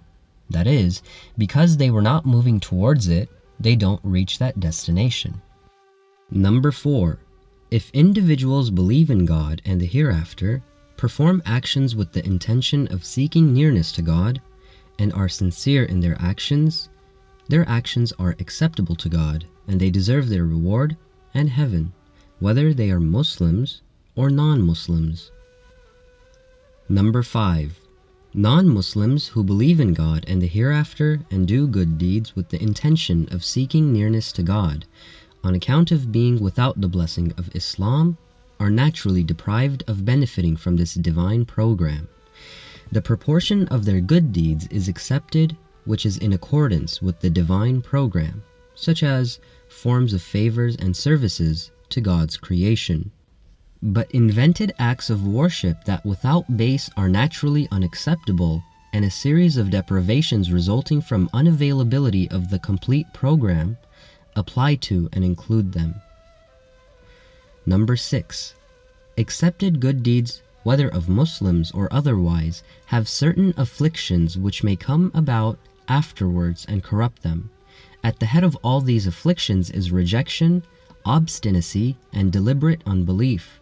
Thus, if non-Muslim individuals perform a great amount of good deeds with the intention of seeking nearness to God, but when the truths of Islam are presented to them, show bias and obstinacy and set aside fairness and truth-seeking, all of those good deeds are null and void, as how the Quran says, like ashes caught in a strong wind on a stormy day. Number 7.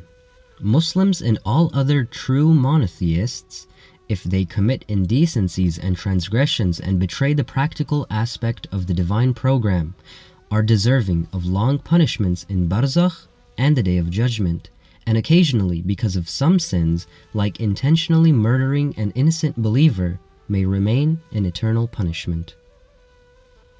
Number 8.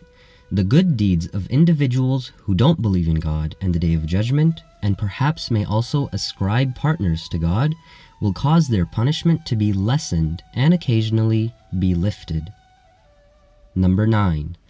Felicity and perdition are in accordance with actual and creational conditions, not conventional and man-made conditions. Number 10. The verses and traditions that indicate that God accepts good deeds do not look solely to the action-related goodness of actions. In Islam's view, an action becomes good and worthy when it possesses goodness from two aspects: action-related and actor-related. Number 11. The verses and traditions that indicate that the actions of those who deny prophethood or imamat are not acceptable are with a view to denial out of obstinacy and bias. However, denial that is merely a lack of confession out of incapacity, as they say in Arabic, qusur, rather than out of culpability or taqsid, is not what the verses and traditions are about. In the view of the Quran, such deniers are considered mustad'af, powerless, and murja'un li amrillah, those whose affair is referred to God's command. Number 12. In the view of the Islamic sages such as Avicenna, Ibn Sina, and Mullah Sadra, the majority of people who haven't confessed to the truth are incapable and excusable, rather than culpable.